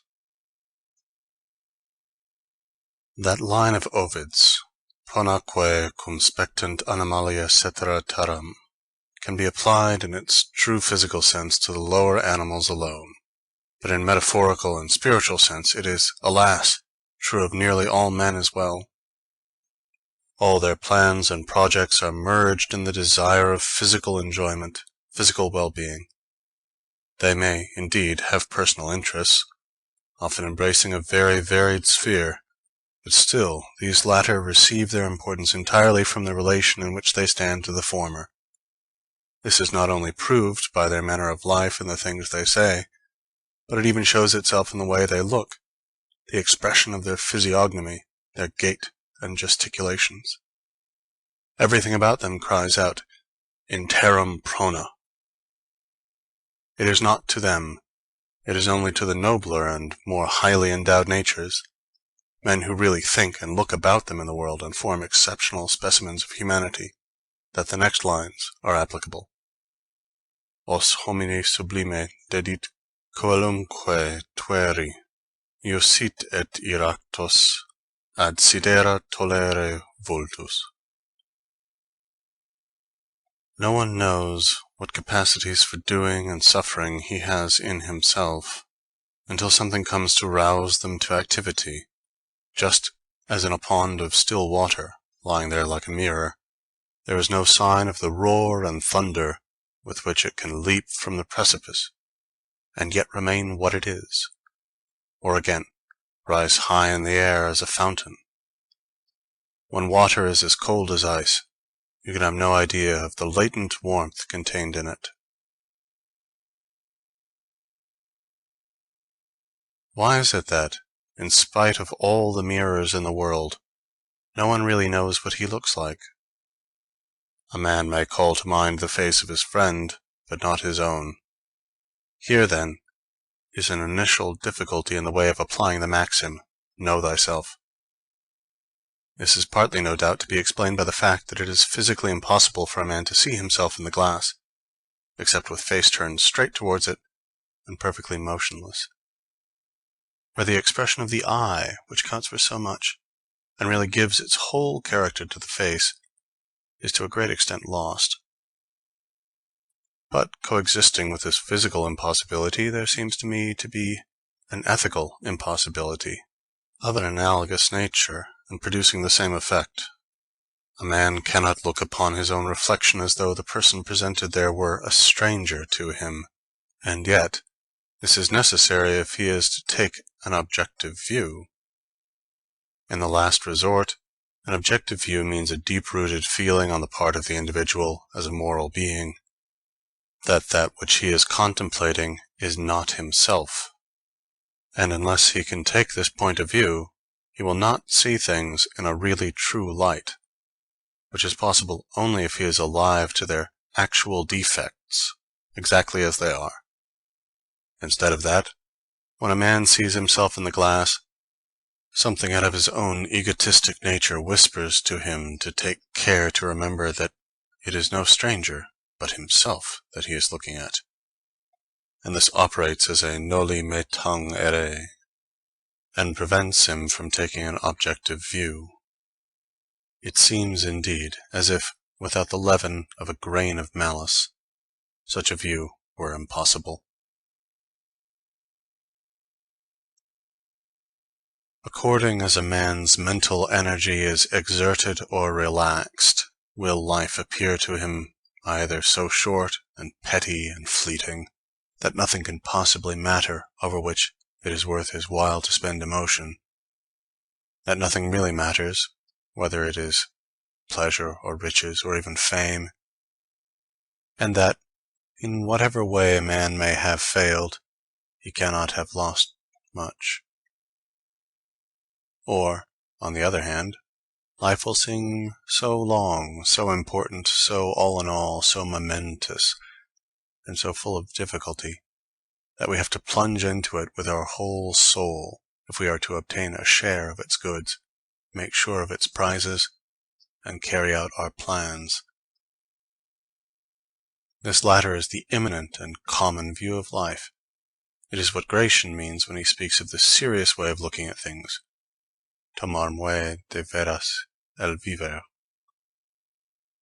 The former is the transcendental view, which is well expressed in Ovid's non est tanti. It is not worth so much trouble.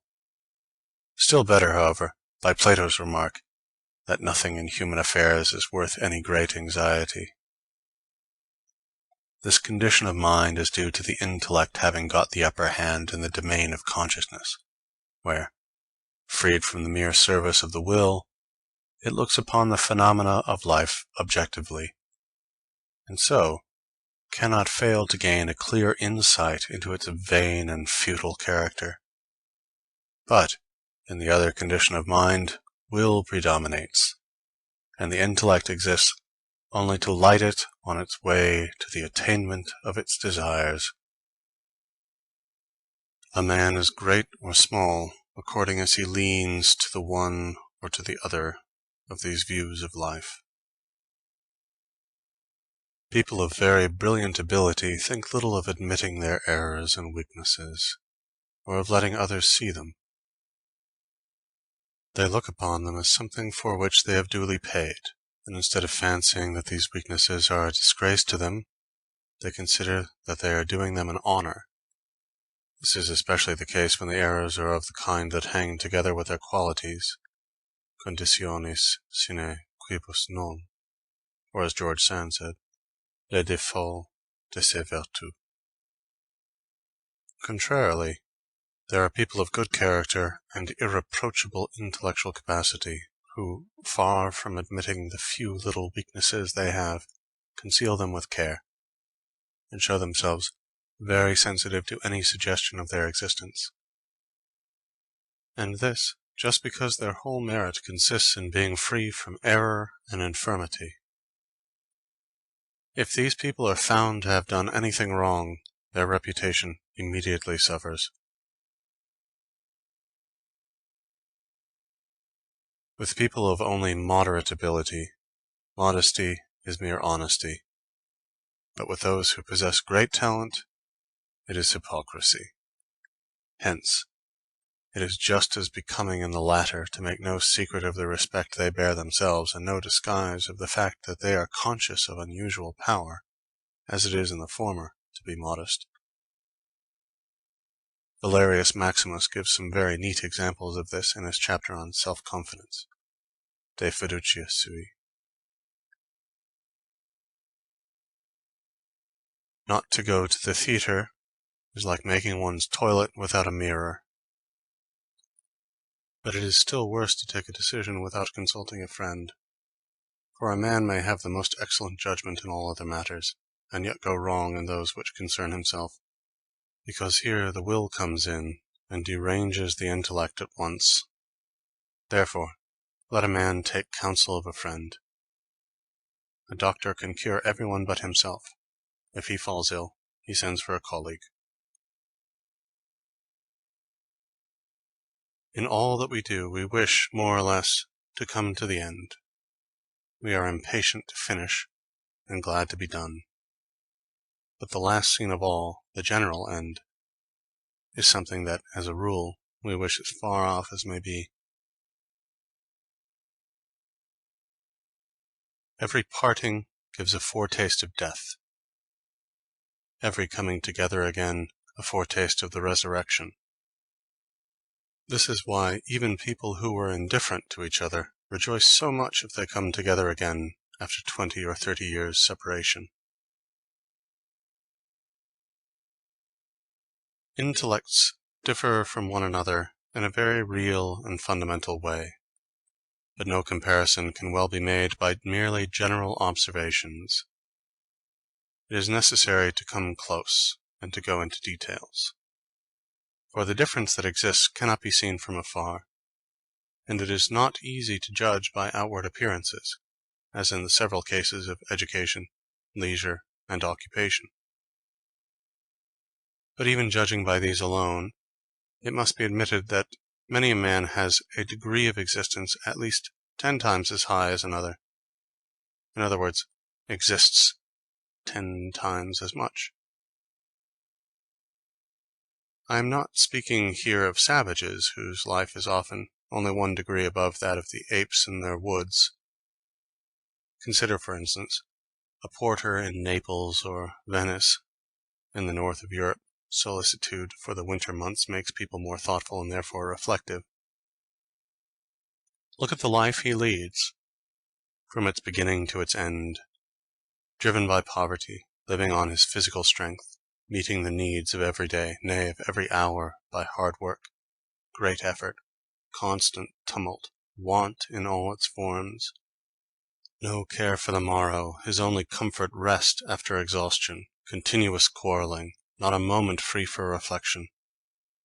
Such sensual delights as a mild climate and only just sufficient food will permit of.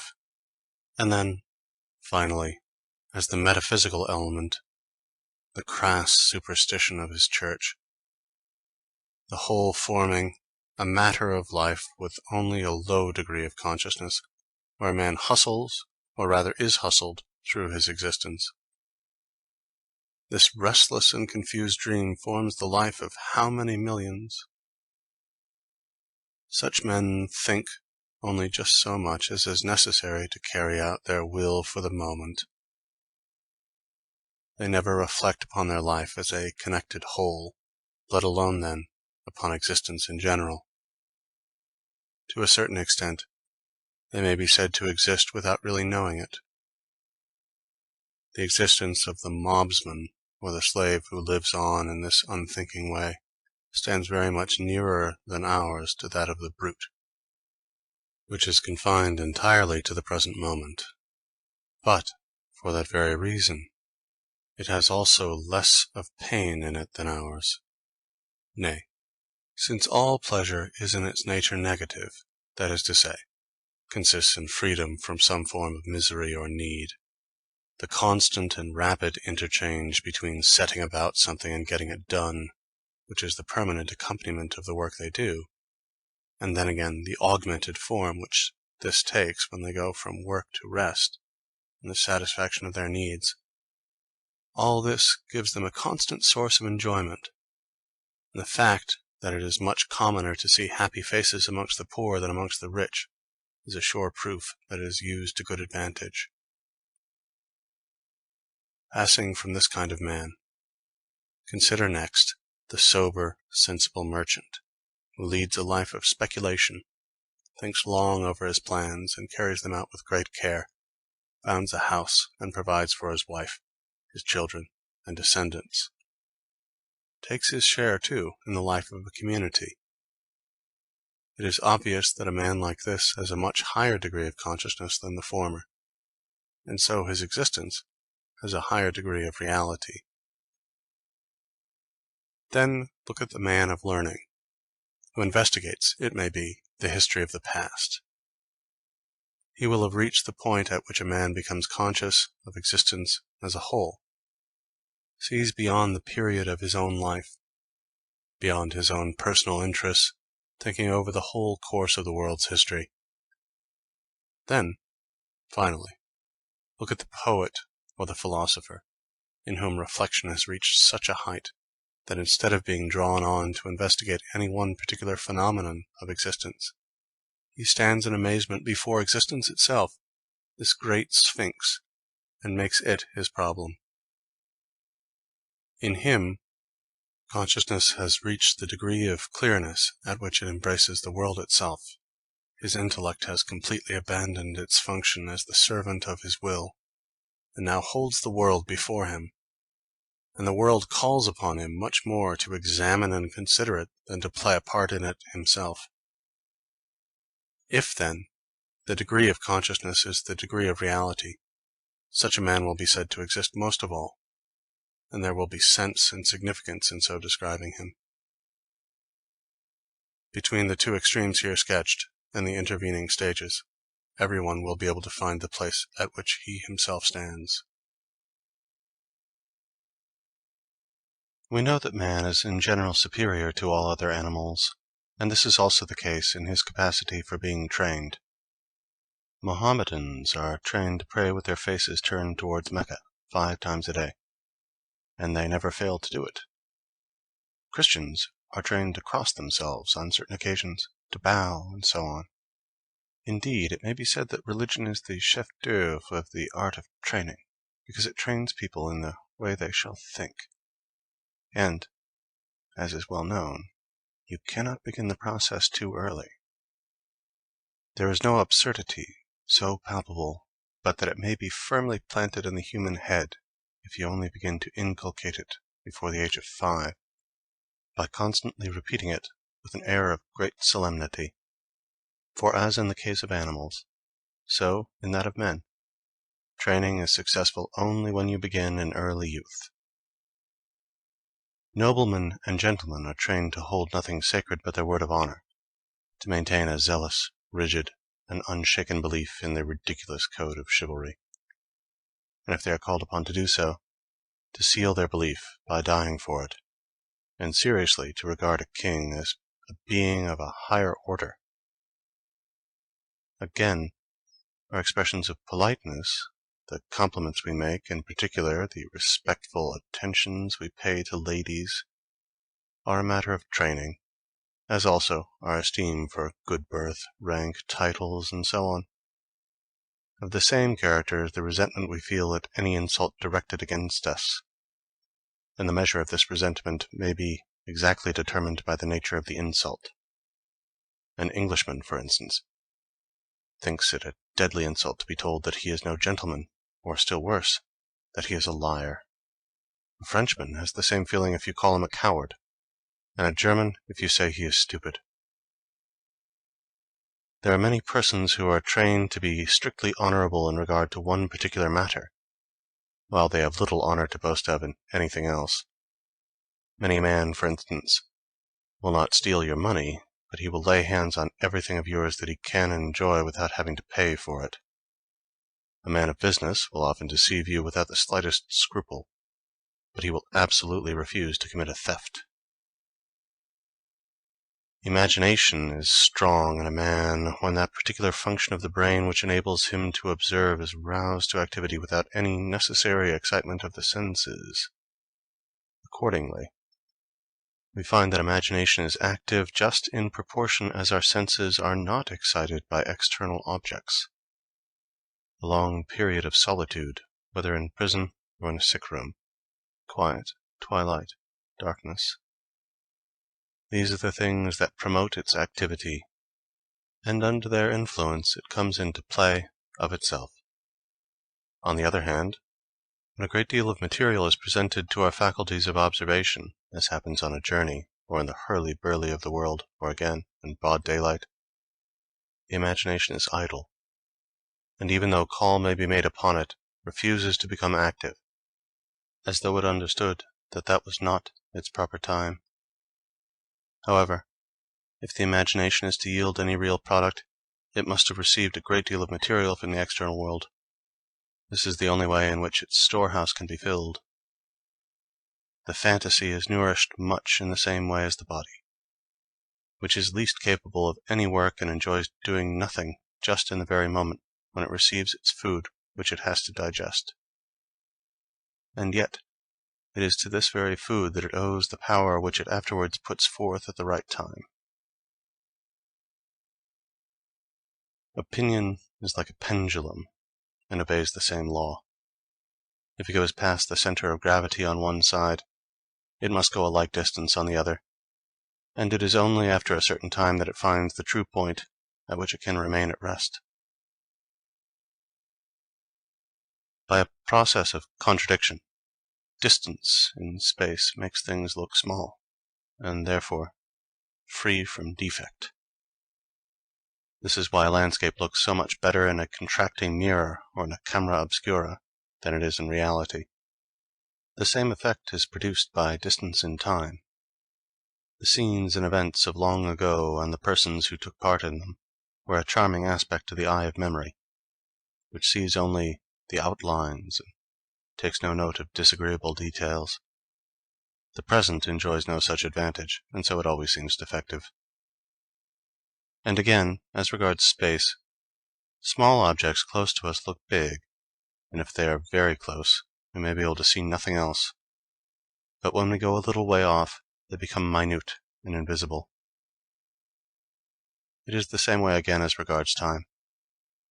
The little incidents and accidents of every day fill us with emotion, anxiety, annoyance, passion, as long as they are close to us, when they appear so big, so important, so serious. But as soon as they are borne down the restless stream of time, they lose what significance they had. We think no more of them, and soon forget them altogether. They were big, only because they were near.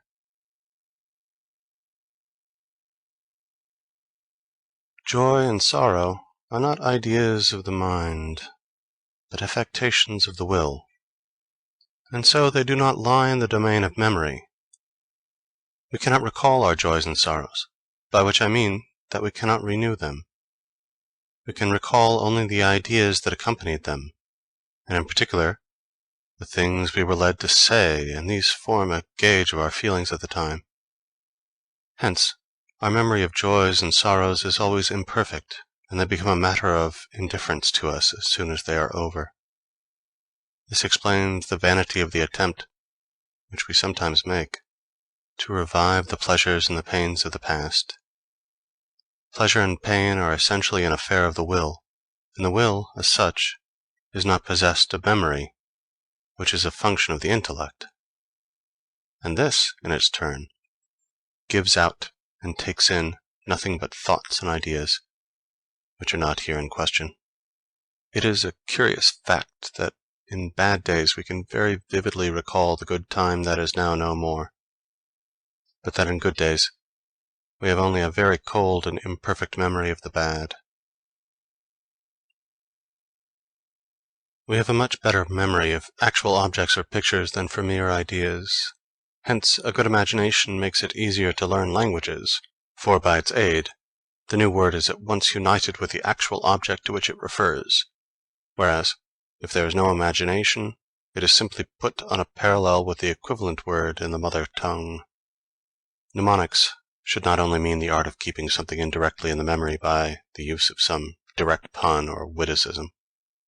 It should rather be applied to a systematic theory of memory, and explain its several attributes by reference both to its real nature and to the relation in which these attributes stand to one another.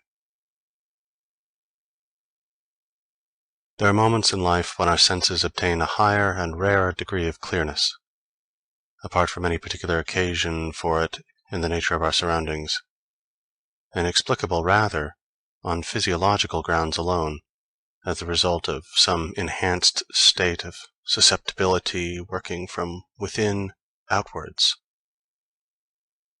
Such moments remain indelibly impressed upon the memory, and preserve themselves in their individuality entire. We can assign no reason for it, nor explain why this, among so many thousand moments like it, should be specially remembered. It seems as much a matter of chance as when single specimens of a whole race of animals now extinct are discovered in the layers of a rock, or when, on opening a book, we light upon an insect accidentally crushed within the leaves.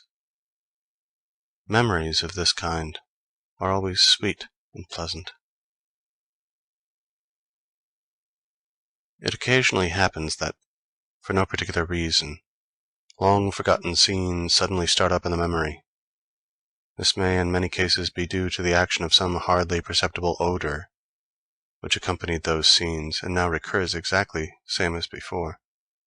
For it is well known that the sense of smell is specially effective in awakening memories, and that in general it does not require much to rouse a train of ideas. And I may say, in passing, that the sense of sight is connected with the understanding, the sense of hearing with the reason, and, as we see in the present case, the sense of smell with the memory. Touch and taste are more material and dependent upon contact.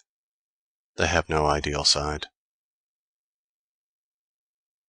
It must also be reckoned among the peculiar attributes of memory that a slight state of intoxication often so greatly enhances the recollection of past times and scenes, that all the circumstances connected with them come back much more clearly than would be possible in a state of sobriety, but that, on the other hand, the recollection of what one said or did while the intoxication lasted is more than usually imperfect; nay, that if one has been absolutely tipsy, it is gone altogether.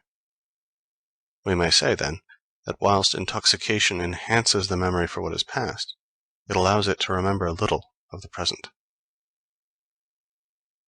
Men need some kind of external activity because they are inactive within. Contrarily, if they are active within, they do not care to be dragged out of themselves. It disturbs and impedes their thoughts in a way that is often most ruinous to them. I am not surprised that some people are bored when they find themselves alone, for they cannot laugh if they are quite by themselves. The very idea of it seems folly to them. Are we, then, to look upon laughter as merely a signal for others, a mere sign, like a word? What makes it impossible for people to laugh when they are alone is nothing but want of imagination, dullness of mind generally.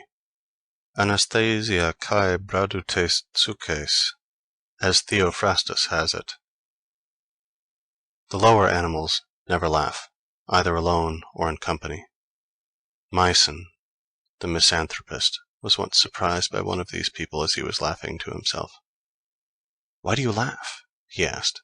"There is no one with you." "That is just why I am laughing," said Myson. Natural gesticulation, such as commonly accompanies any lively talk, is a language of its own, more widespread even than the language of words, so far, I mean, as it is independent of words and alike in all nations.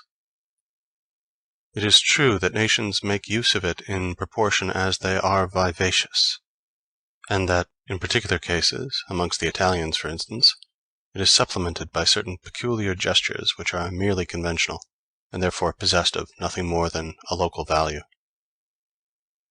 In the universal use made of it, gesticulation has some analogy with logic and grammar, in that it has to do with the form rather than with the matter of conversation. But on the other hand, it is distinguishable from them by the fact that it has more of a moral than of an intellectual bearing. In other words, it reflects the movements of the will.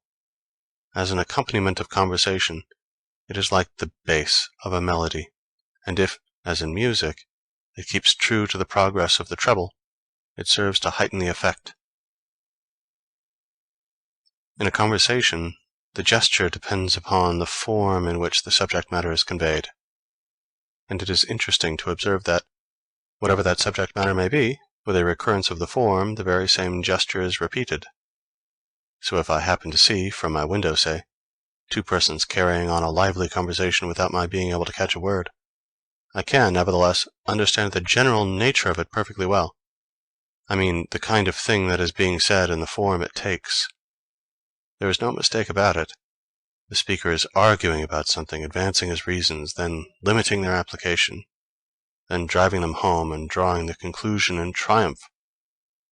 Or he is recounting his experiences, proving, perhaps, beyond the shadow of a doubt, how much he has been injured.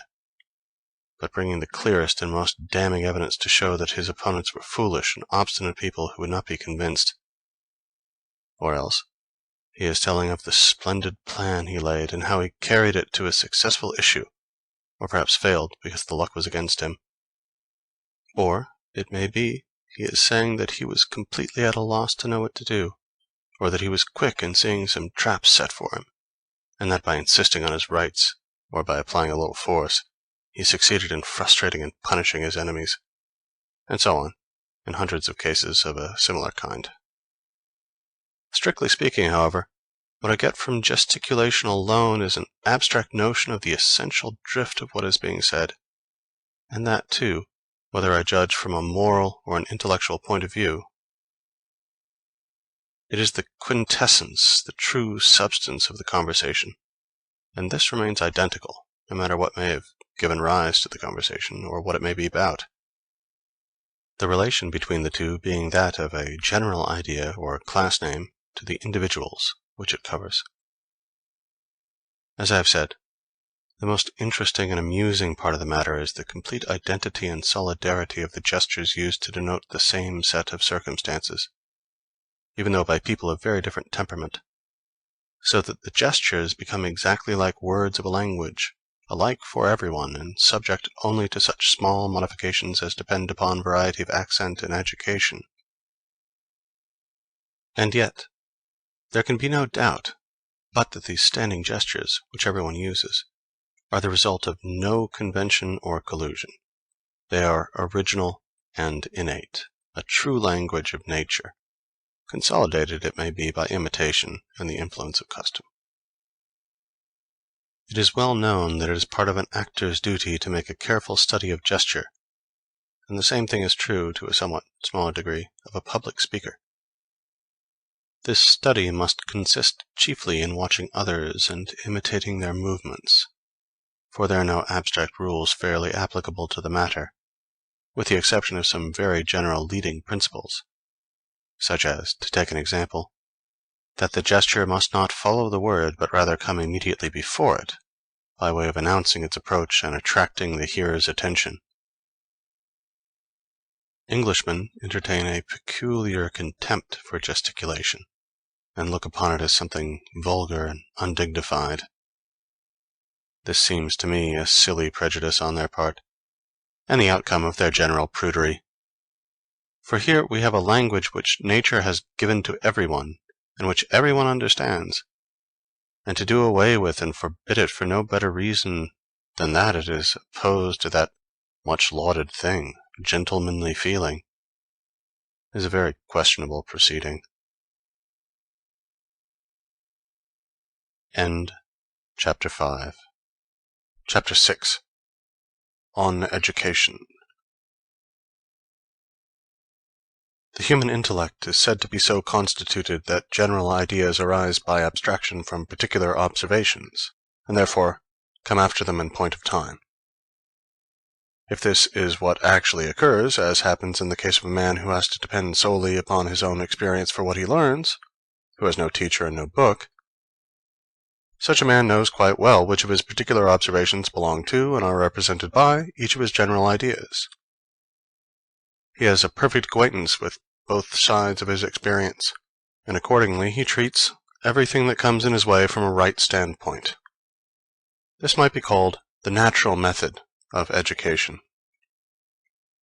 Contrarily, the artificial method is to hear what other people say, to learn and to read, and so to get your head crammed full of general ideas before you have any sort of extended acquaintance with the world as it is, and as you may see it for yourself. You will be told that the particular observations which go to make these general ideas will come to you later on in the course of experience. But until that time arrives, you apply your ideas wrongly. You judge men and things from a wrong standpoint, you see them in a wrong light, and treat them in a wrong way. So it is that education perverts the mind. This explains why it so frequently happens that, after a long course of learning and reading, we enter upon the world in our youth, partly with an artless ignorance of things, partly with wrong notions about them, so that our demeanor savours at one moment of a nervous anxiety, and another of a mistaken confidence. The reason of this is simply that our head is full of general ideas which we are now trying to turn to some use, but which we hardly ever apply rightly.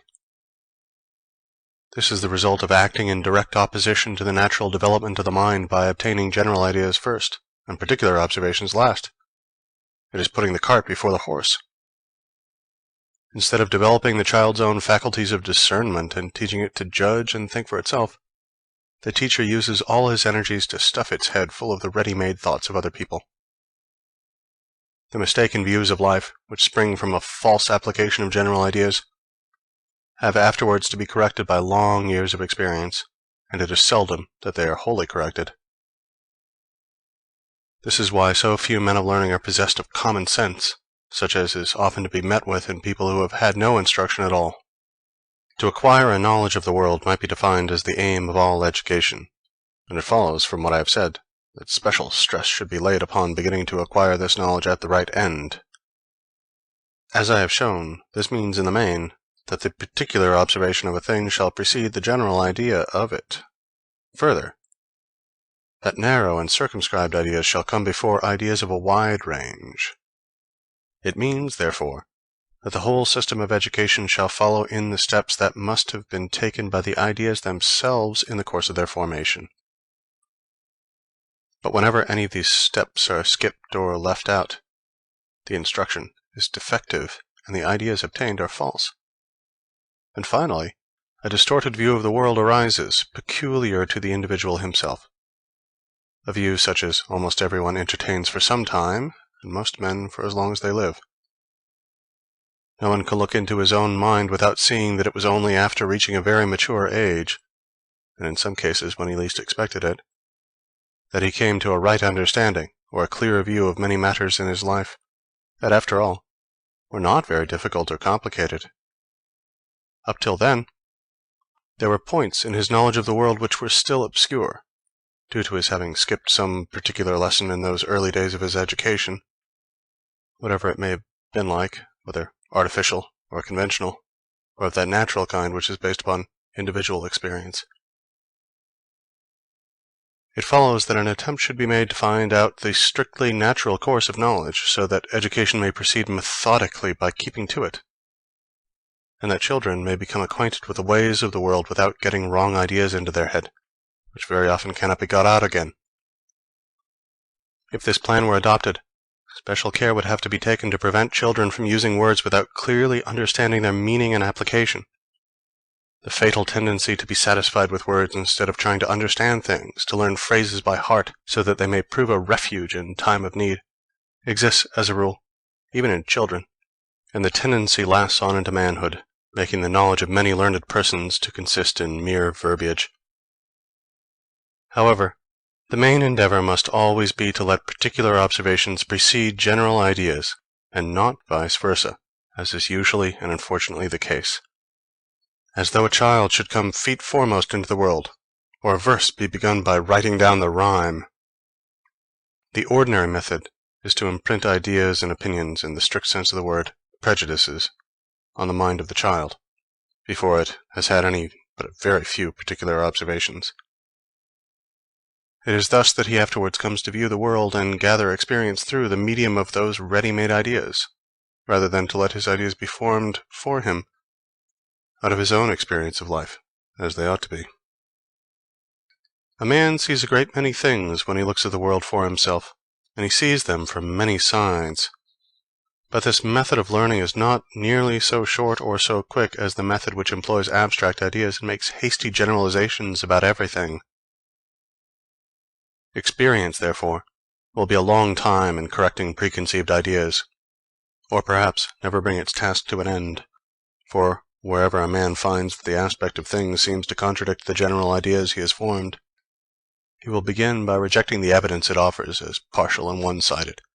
Nay, he will shut his eyes to it altogether, and deny that it stands in any contradiction at all with his preconceived notions, in order that he may thus preserve them uninjured. So it is that many a man carries about a burden of wrong notions all his life long, crotchets, whims, fancies, prejudices, which at last become fixed ideas. The fact is that he has never tried to form his fundamental ideas for himself out of his own experience of life, his own way of looking at the world, because he has taken over his ideas ready-made from other people, and this it is that makes him, as it makes many others, so shallow and superficial. Instead of that method of instruction, care should be taken to educate children on the natural lines. No idea should ever be established in a child's mind otherwise than by what the child can see for itself, or at any rate, it should be verified by the same means, and the result of this would be that the child's ideas, if few, would be well grounded and accurate. It would learn how to measure things by its own standard rather than by another's, and so it would escape 1,000 strange fancies and prejudices, and not need to have them eradicated by the lessons it will subsequently be taught in the school of life. The child would, in this way, have its mind once for all habituated to clear views and thoroughgoing knowledge.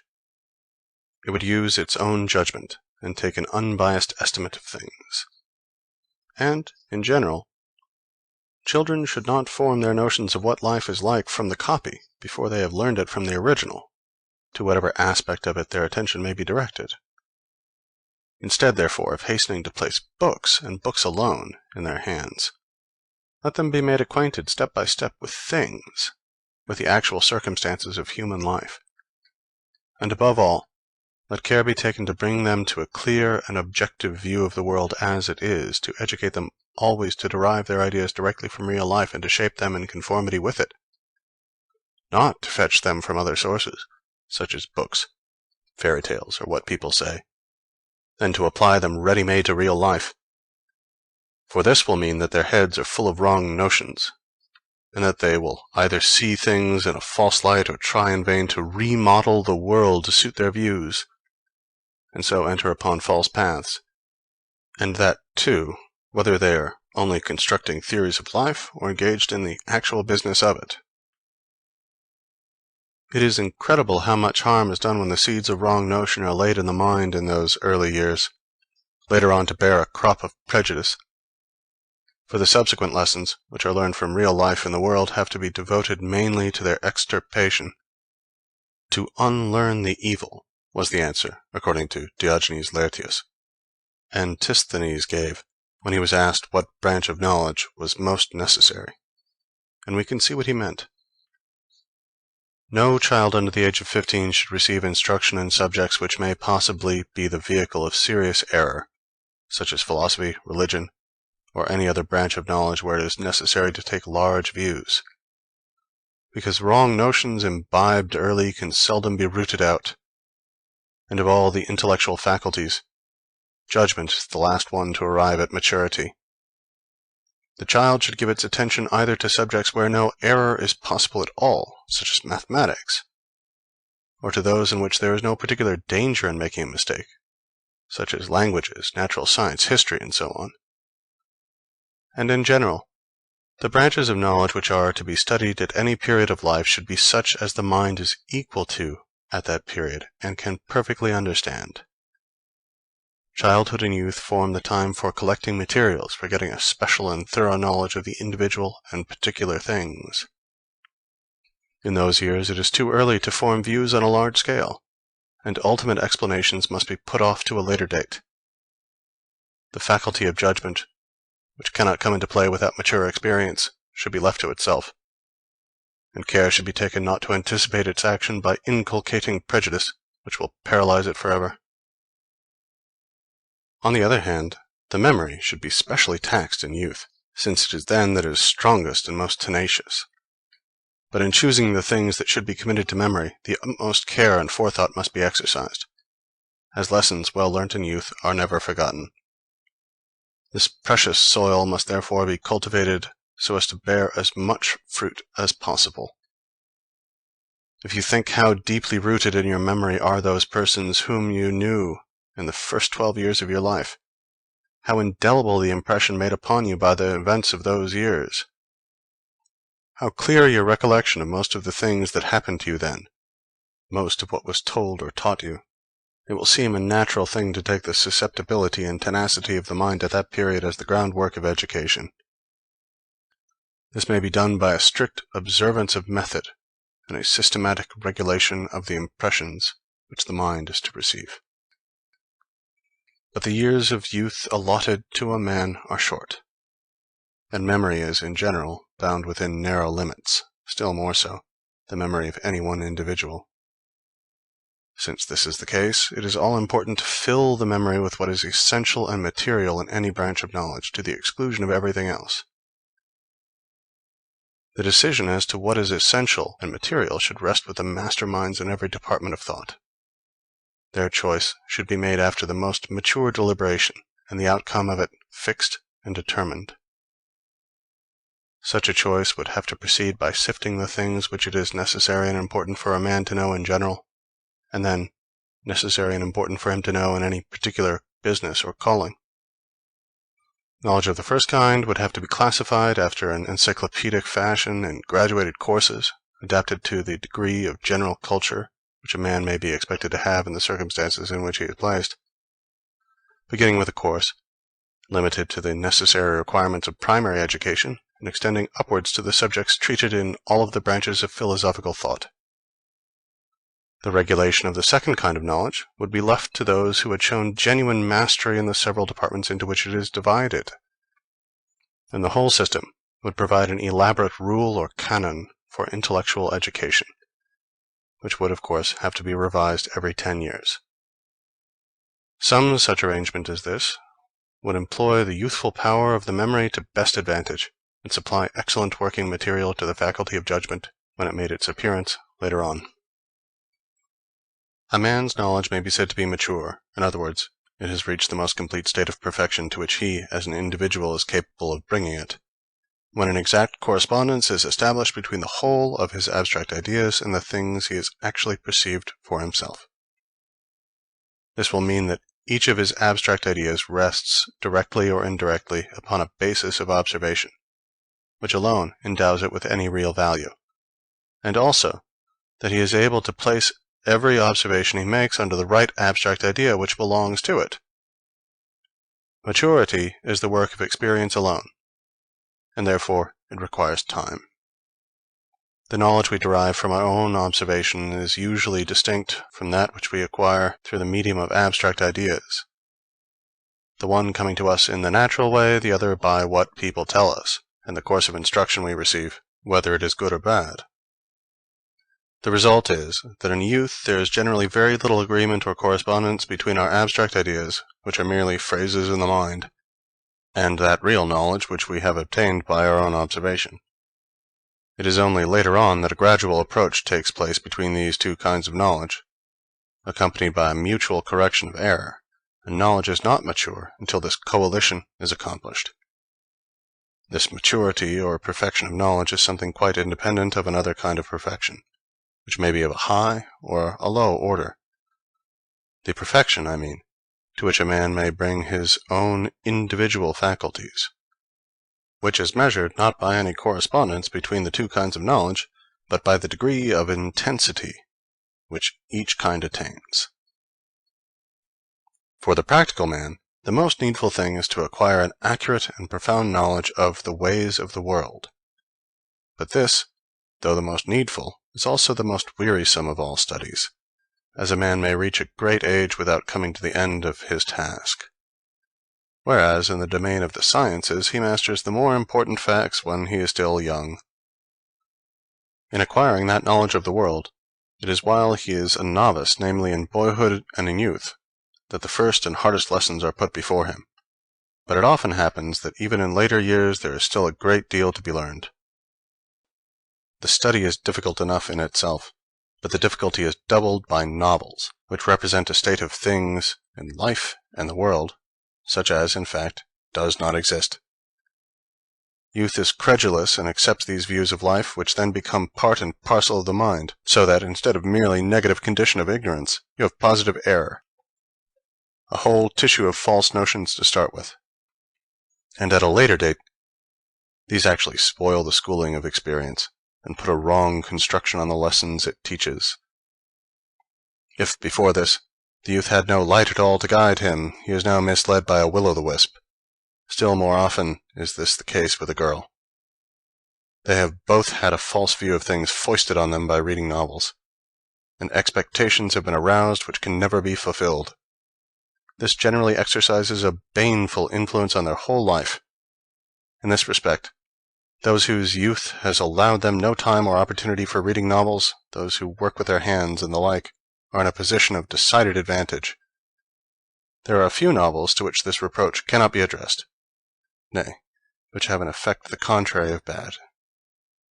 First and foremost, to give an example, Gil Blas and the other works of Le Sage, or rather their Spanish originals. Further, The Vicar of Wakefield, and to some extent, Sir Walter Scott's novels. Don Quixote may be regarded as a satirical exhibition of the error to which I am referring.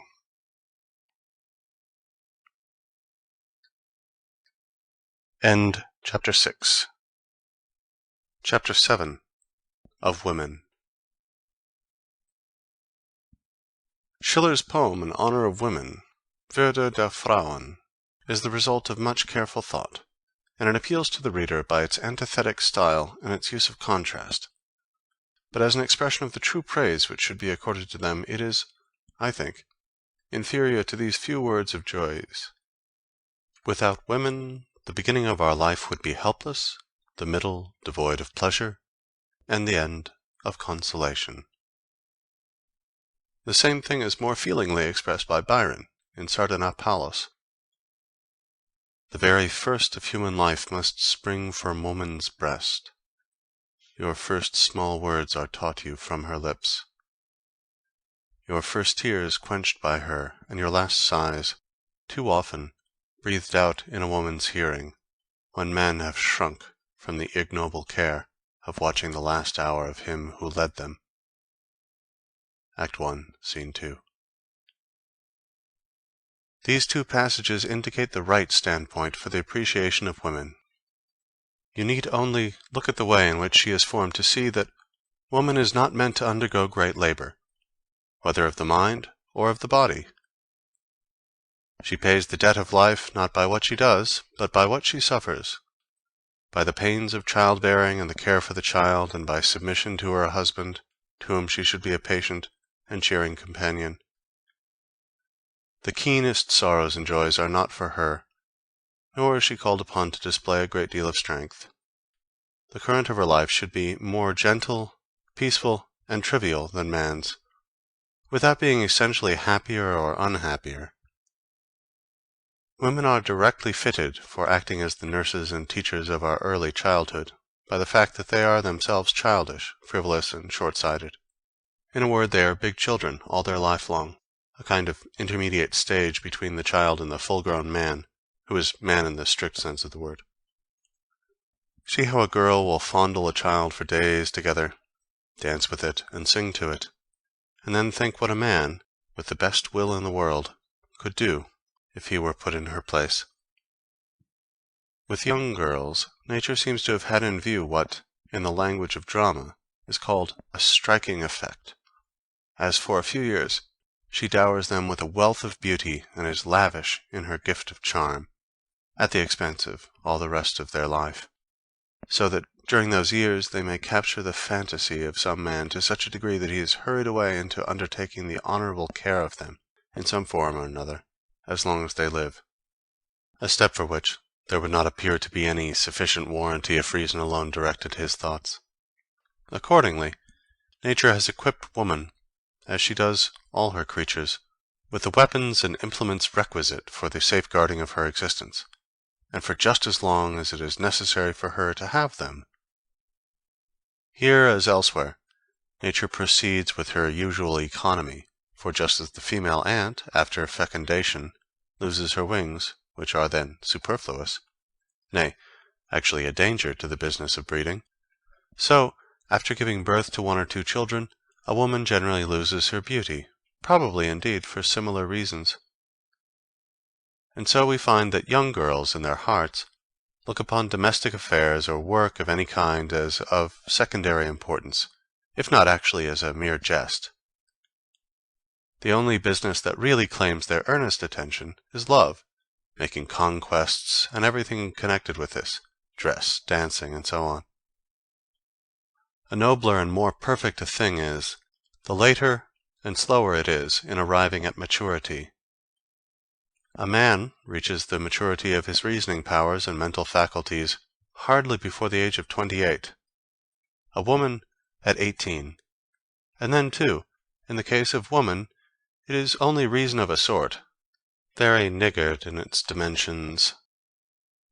That is why women remain children their whole life long, never seeing anything but what is quite close to them, cleaving to the present moment, taking appearance for reality, and preferring trifles to matters of the first importance. For it is by virtue of his reasoning faculty that man does not live in the present only, like the brute, but looks about him, and considers the past and the future, and this is the origin of prudence, as well as of that care and anxiety which so many people exhibit. Both the advantages and the disadvantages which this involves are shared in by the woman to a smaller extent, because of her weaker power of reasoning. She may, in fact, be described as intellectually short-sighted, because while she has an intuitive understanding of what lies quite close to her, her field of vision is narrow and does not reach to what is remote, so that things which are absent or past or to come have much less effect on women than upon men. This is the reason why women are more often inclined to be extravagant, and sometimes carry their inclination to a length that borders upon madness. In their hearts, women think that it is men's business to earn money and theirs to spend it, if possible during their husband's life, but at any rate after his death. The very fact that their husband hands them over his earnings for purposes of housekeeping strengthens them in this belief. However many disadvantages all this may involve, there is at least this to be said in its favor, that the woman lives more in the present than the man, and that, if the present is at all tolerable, she enjoys it more eagerly. This is the main source of that cheerfulness which is peculiar to women, fitting her to amuse man in his hours of recreation, and, in case of need, to console him when he is borne down by the weight of his cares. It is by no means a bad plan to consult women in matters of difficulty, as the Germans used to do in ancient times, for their way of looking at things is quite different from ours, chiefly in the fact that they like to take the shortest way to their goal, and in general manage to fix their eyes upon what lies before them, while we, as a rule, see far beyond it, just because it is in front of our noses. In cases like this, we need to be brought back to the right standpoint, so as to recover the near and simple view. Then, again, women are decidedly more sober in their judgment than we are, so that they do not see more in things than is really there, whilst, if our passions are aroused, we are apt to see things in an exaggerated way, or imagine what does not exist. The weakness of their reasoning faculty also explains why it is that women show more sympathy for the unfortunate than men do, and so treat them with more kindness and interest, and why it is that, on the contrary, they are inferior to men in point of justice, and less honorable and conscientious. For it is just because their reasoning power is weak that present circumstances have such a hold over them, and those concrete things which lie directly before their eyes exercise a power which is seldom counteracted to any extent by abstract principles of thought, by fixed rules of conduct, firm resolutions, or, in general, by consideration for the past and the future, or regard for what is absent and remote. Accordingly, they possess the first and main elements that go to make a virtuous character, but they are deficient in those secondary qualities, which are often a necessary instrument in the formation of it. Footnote. In this respect, they may be compared to an animal organism which contains a liver but no gallbladder. Here, let me refer to what I have said in my treatise on the Foundations of Morals, section 17. End footnote. Hence, it will be found that the fundamental fault of the female character is that it has no sense of justice. This is mainly due to the fact, already mentioned, that women are defective in the powers of reasoning and deliberation, but it is also traceable to the position which nature has assigned to them as the weaker sex. They are dependent, not upon strength, but upon craft, and hence their instinctive capacity for cunning, and their ineradicable tendency to say what is not true. For, as lions are provided with claws and teeth, and elephants and boars with tusks, bulls with horns, and cuttlefish with its clouds of inky fluid, so nature has equipped woman, for her defense and protection, with the arts of dissimulation, and all the power which nature has conferred upon man in the shape of physical strength and reason has been bestowed upon woman in this form. Hence, dissimulation is innate in women, and almost as much a quality of the stupid as of the clever. It is as natural for them to make use of it on every occasion as it is for those animals to employ their means of defense when they are attacked. They have a feeling that, in doing so, they are only within their rights.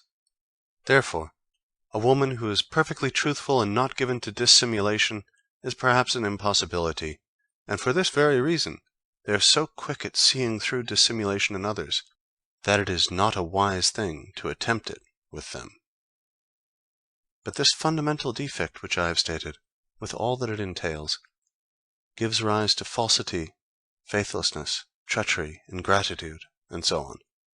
Perjury in a court of justice is more often committed by women than by men. It may indeed be generally questioned whether women ought to be sworn in at all. From time to time, one finds repeated cases everywhere of ladies who want for nothing, taking things from shop counters when no one is looking, and making off with them. Nature has appointed that the propagation of the species shall be the business of men who are young, strong, and handsome, so that the race may not degenerate. This is the firm will and purpose of nature in regard to the species, and it finds its expression in the passions of women. There is no law that is older or more powerful than this. Woe, then, to the man who sets up claims and interests that will conflict with it. Whatever he may say and do, they will be unmercifully crushed at the first serious encounter. For the innate rule that governs women's conduct, though it is secret and unformulated, nay, unconscious in its working, is this: we are justified in deceiving those who think they have acquired rights over the species by paying little attention to the individual, that is, to us. The constitution, and therefore the welfare of the species, have been placed in our hands and committed to our care through the control we obtain over the next generation, which proceeds from us. Let us discharge our duties conscientiously. But women have no abstract knowledge of this leading principle. They are conscious of it only as a concrete fact, and they have no other method of giving expression to it than the way in which they act when the opportunity arrives. And then their conscience does not trouble them so much as we fancy. For in the darkest recesses of their heart, they are aware that in committing a breach of their duty towards the individual, they have all the better fulfilled their duty towards the species, which is infinitely greater. And since women exist in the main solely for the propagation of the species, and are not destined for anything else, they live as a rule more for the species than for the individual, and in their hearts take the affairs of the species more seriously than those of the individual. This gives their whole life and being a certain levity. The general bent of their character is in a direction fundamentally different from that of man, and it is this which produces that discord in married life which is so frequent and almost the normal state. The natural feeling between men is mere indifference, but between women it is actual enmity. The reason for this is that trade jealousy, odium figulinum, which, in the case of men, does not go beyond the confines of their own particular pursuit, but with women embraces the whole sex, since they have only one kind of business. Even when they meet in the street, women look at one another like guelphs and ghibellines, and it is a patent fact that when two women first make acquaintance with each other, they behave with more constraint and dissimulation than two men would show in a like case. And hence it is that an exchange of compliments between two women is a much more ridiculous proceeding than between two men. Further, whilst a man will, as a general rule, always preserve a certain amount of consideration and humanity in speaking to others, even to those who are in a very inferior position, it is intolerable to see how proudly and disdainfully a fine lady will generally behave towards one who is in a lower social rank. I do not mean a woman who is in her service, whenever she speaks to her. The reason of this may be that with women differences of rank are much more precarious than with us, because, while 100 considerations carry weight in our case, in theirs there is only one, namely, with which man they have found favor, as also that they stand in much nearer relations with one another than men do, in consequence of the one-sided nature of their calling. This makes them endeavor to lay stress upon differences of rank. It is only the man whose intellect is clouded by his sexual impulses that could give the name of the fair sex to that undersized, narrow-shouldered, broad-hipped, and short-legged race. For the whole beauty of the sex is bound up with this impulse. Instead of calling them beautiful, there would be more warrant for describing women as the unaesthetic sex. Neither for music, nor for poetry, nor for fine art have they really and truly any sense or susceptibility. It is a mere mockery if they make a pretense of it in order to assist their endeavor to please. Hence, as a result of this, they are incapable of taking a purely objective interest in anything, and the reason of it seems to me to be as follows. A man tries to acquire direct mastery over things, either by understanding them or by forcing them to do his will, but a woman is always and everywhere reduced to obtaining this mastery indirectly, namely through a man, and whatever direct mastery she may have is entirely confined to him. And so it lies in woman's nature to look upon everything only as a means for conquering man, and if she takes an interest in anything else, it is simulated, a mere roundabout way of gaining her ends by coquetry and feigning what she does not feel. Hence, even Rousseau declared, women have in general no love for any art. They have no proper knowledge of any, and they have no genius. No one who sees it all below the surface can have failed to remark the same thing. You need only observe the kind of attention women bestow upon a concert, an opera, or a play.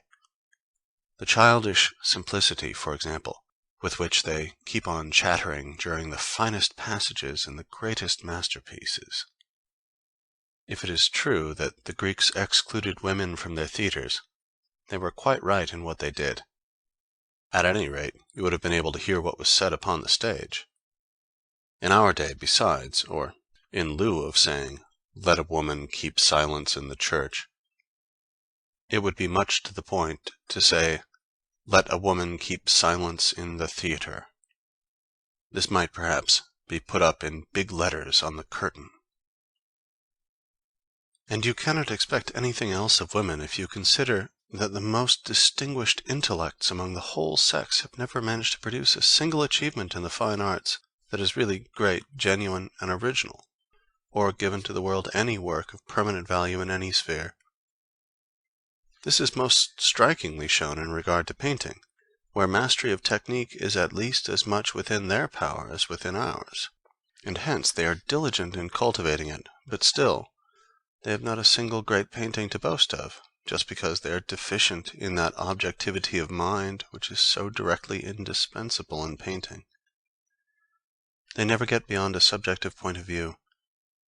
It is quite in keeping with this that ordinary women have no real susceptibility for art at all, for nature proceeds in strict sequence, non facit saltum, and Huarte, in his Examen de Ingenios para las Ciencias, a book which has been famous for 300 years, denies women the possession of all the higher faculties. The case is not altered by particular and partial exceptions, Taken as a whole, women are and remain thoroughgoing Philistines and quite incurable. Hence, with that absurd arrangement which allows them to share the rank and title of their husbands, they are a constant stimulus to his ignoble ambitions. And further, it is just because they are Philistines that modern society, where they take the lead and set the tone, is in such a bad way. Napoleon's saying that women have no rank should be adopted as the right standpoint in determining their position in society. And as regards their other qualities, Chamfort makes the very true remark: they are made to trade with our own weaknesses and our follies, but not with our reason. The sympathies that exist between them and men are skin deep only, and do not touch the mind, or the feelings, or the character. They form the sexus sequior, the second sex, inferior in every respect to the first. Their infirmities should be treated with consideration, but to show them great reverence is extremely ridiculous, and lowers us in their eyes. When nature made two divisions of the human race, she did not draw the line exactly through the middle. These divisions are polar and opposed to each other, it is true, but the difference between them is not qualitative merely, it is also quantitative. This is just the view which the ancients took of woman, and the view which people in the East take now, and their judgment as to her proper position is much more correct than ours, with our old French notions of gallantry and our preposterous system of reverence, that highest product of Teutonico-Christian stupidity. These notions have served only to make women more arrogant and overbearing, so that one is occasionally reminded of the holy apes in Benares, who, in the consciousness of their sanctity and inviolable position, think they can do exactly as they please. But in the West, the woman, and especially the lady, finds herself in a false position, for woman, rightly called by the ancients sexus sequior, is by no means fit to be the object of our honor and veneration, or to hold her head higher than man and be on equal terms with him. The consequences of this false position are sufficiently obvious. Accordingly, it would be a very desirable thing if this number 2 of the human race were in Europe also relegated to her natural place, and an end put to that lady nuisance, which not only moves all Asia to laughter, but would have been ridiculed by Greece and Rome as well. It is impossible to calculate the good effects which such a change would bring about in our social, civil, and political arrangements. There would be no necessity for the Salic law, it would be a superfluous truism.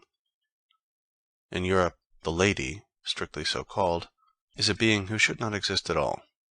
She should be either a housewife or a girl who hopes to become one, and she should be brought up not to be arrogant, but to be thrifty and submissive.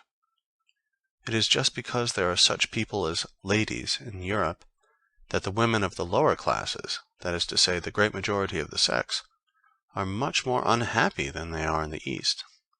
And even Lord Byron says, "Thought of the state of women under the ancient Greeks, convenient enough; present state, a remnant of the barbarism of the chivalric and the feudal ages, artificial and unnatural.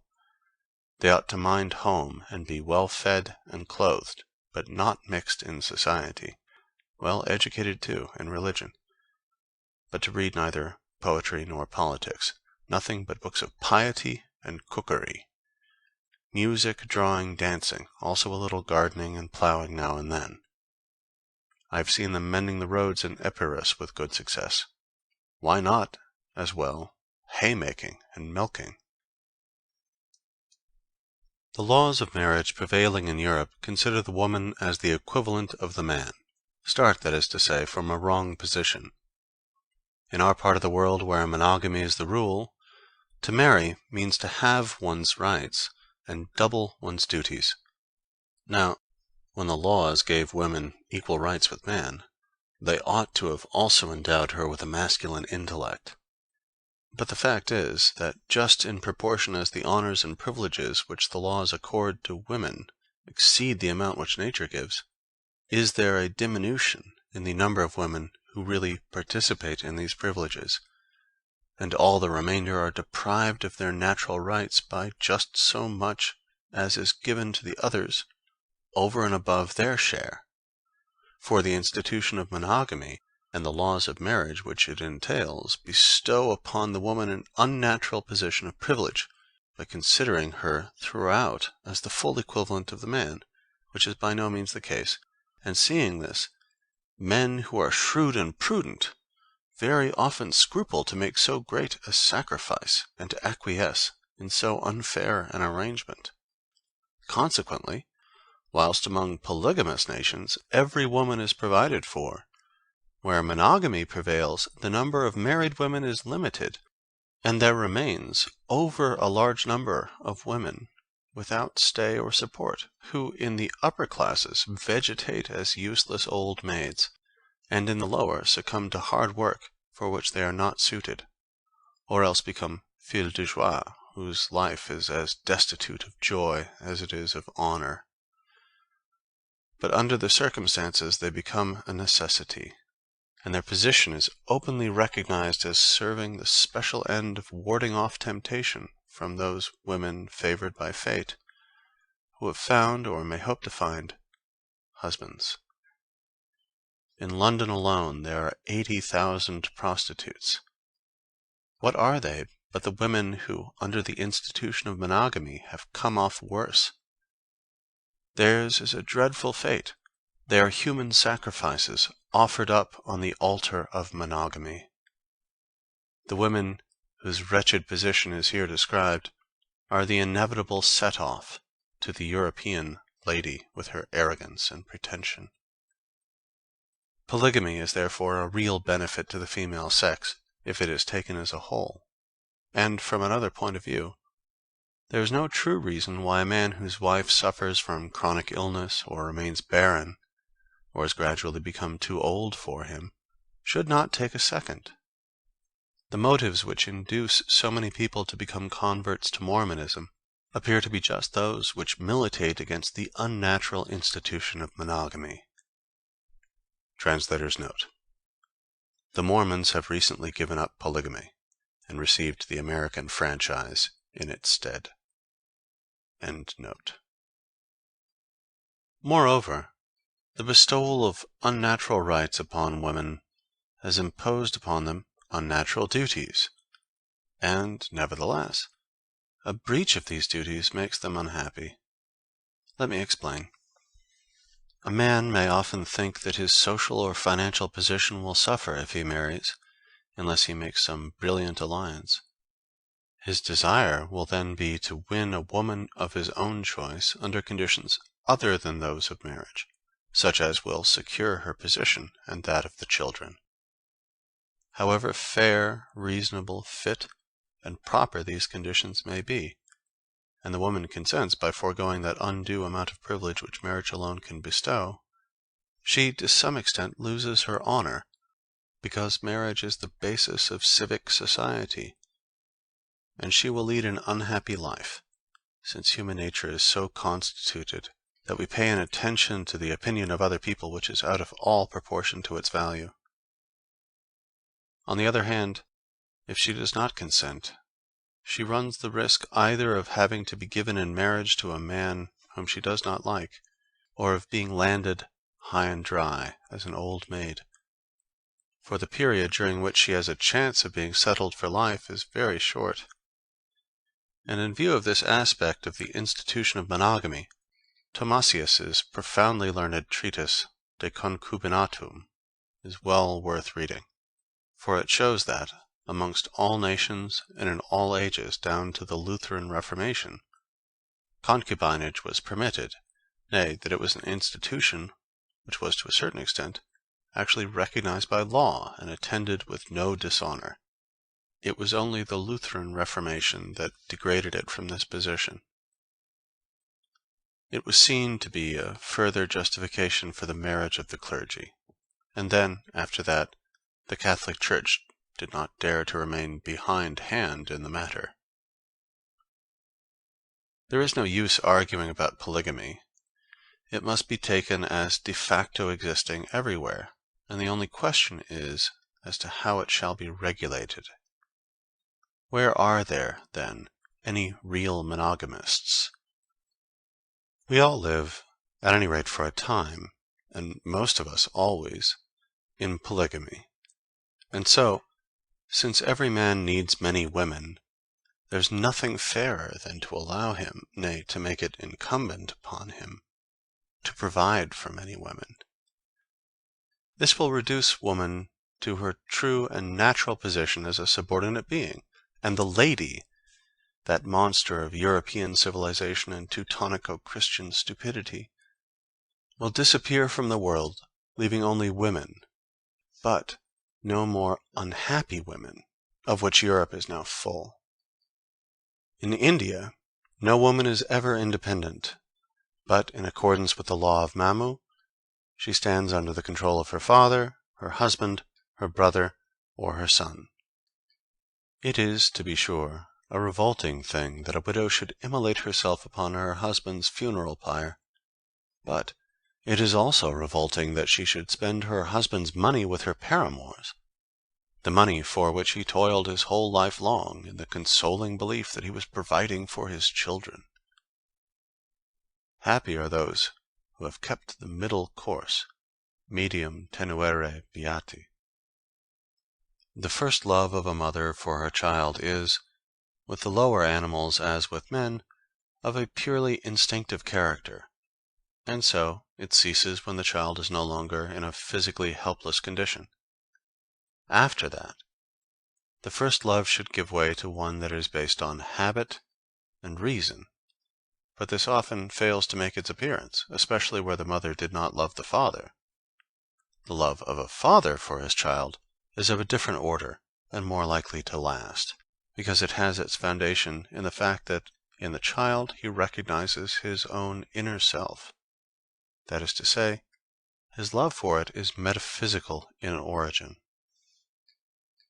In almost all nations, whether of the ancient or the modern world, even amongst the Hottentots, property is inherited by the male descendants alone. It is only in Europe that a departure has taken place, but not amongst the nobility, however.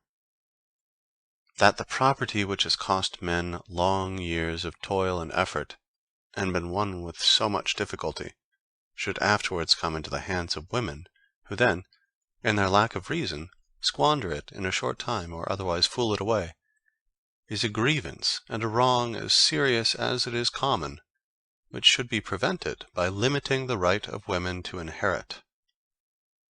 In my opinion, the best arrangement would be that by which women, whether widows or daughters, should never receive anything beyond the interest of life on property secured by mortgage, and in no case the property itself or the capital, except where all male descendants fail.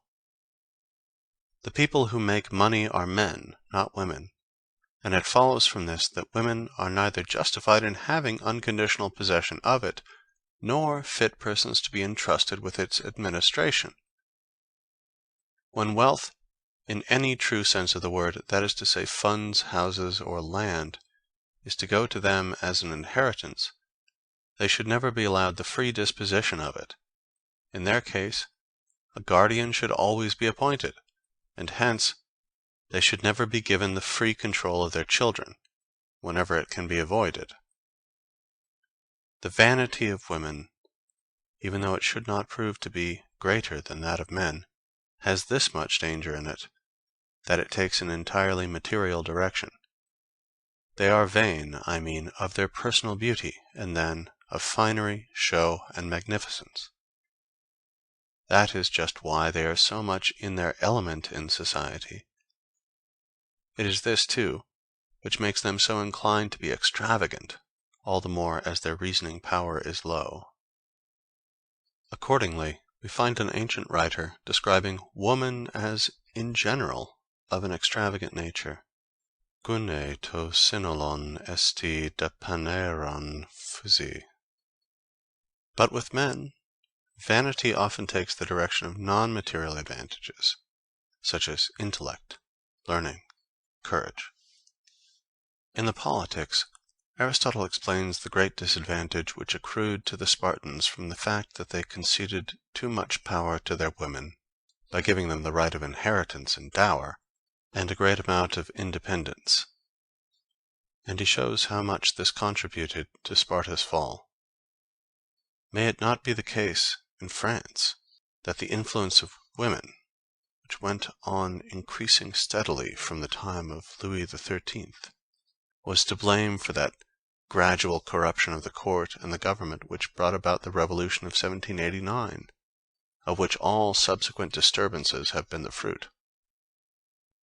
However that may be, the false position which women occupy, demonstrated as it is in the most glaring way by the institution of the lady, is a fundamental defect in our social scheme, and this defect, proceeding from the very heart of it, must spread its baneful influence in all directions.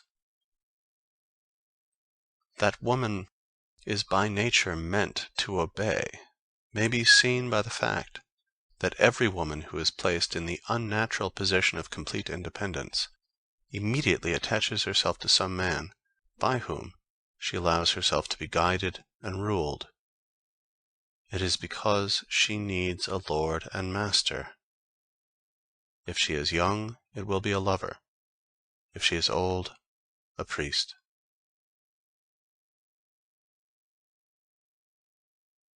End chapter 7. Chapter 8. On Noise.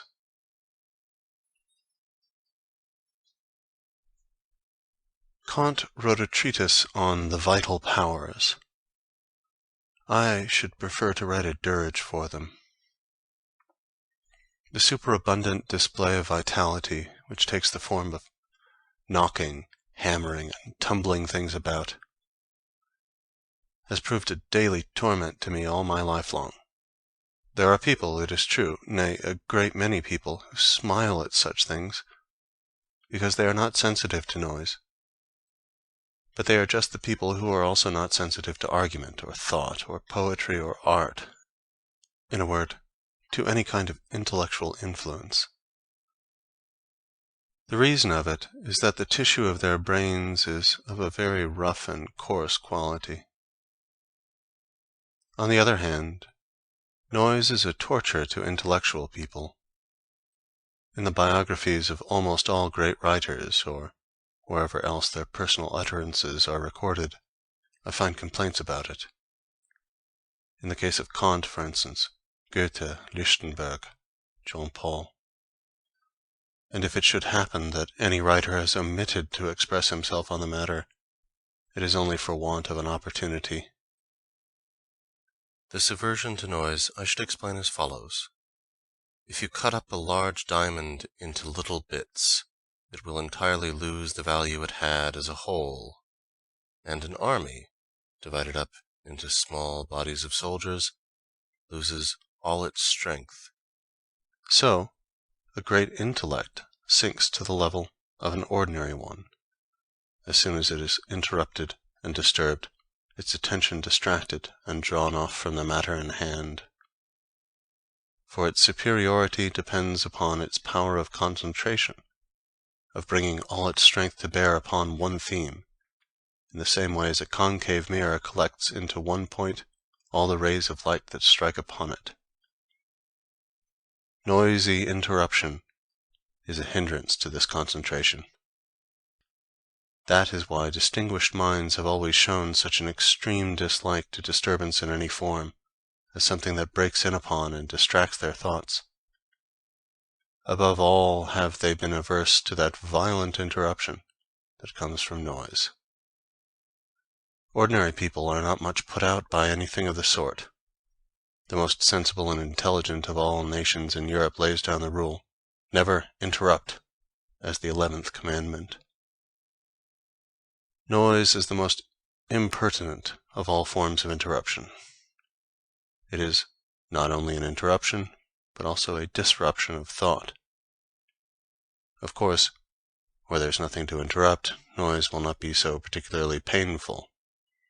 Occasionally it happens that some slight but constant noise continues to bother and distract me for a time before I become distinctly conscious of it. All I feel is a steady increase in the labor of thinking, just as though I were trying to walk with a weight on my foot. At last I find out what it is. Let me now, however, pass from genus to species. The most inexcusable and disgraceful of all noises is the cracking of whips, a truly infernal thing when it is done in the narrow, resounding streets of a town. I denounce it as making a peaceful life impossible. It puts an end to all quiet thought. That this cracking of whips should be allowed at all seems to me to show in the clearest way how senseless and thoughtless is the nature of mankind.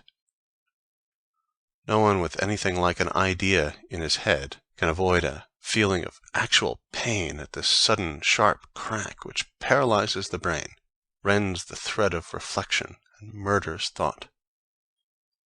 Every time this noise is made, it must disturb 100 people who are applying their minds to business of some sort, no matter how trivial it may be, while on the thinker its effect is woeful and disastrous, cutting his thoughts asunder, much as the executioner's axe severs the head from the body.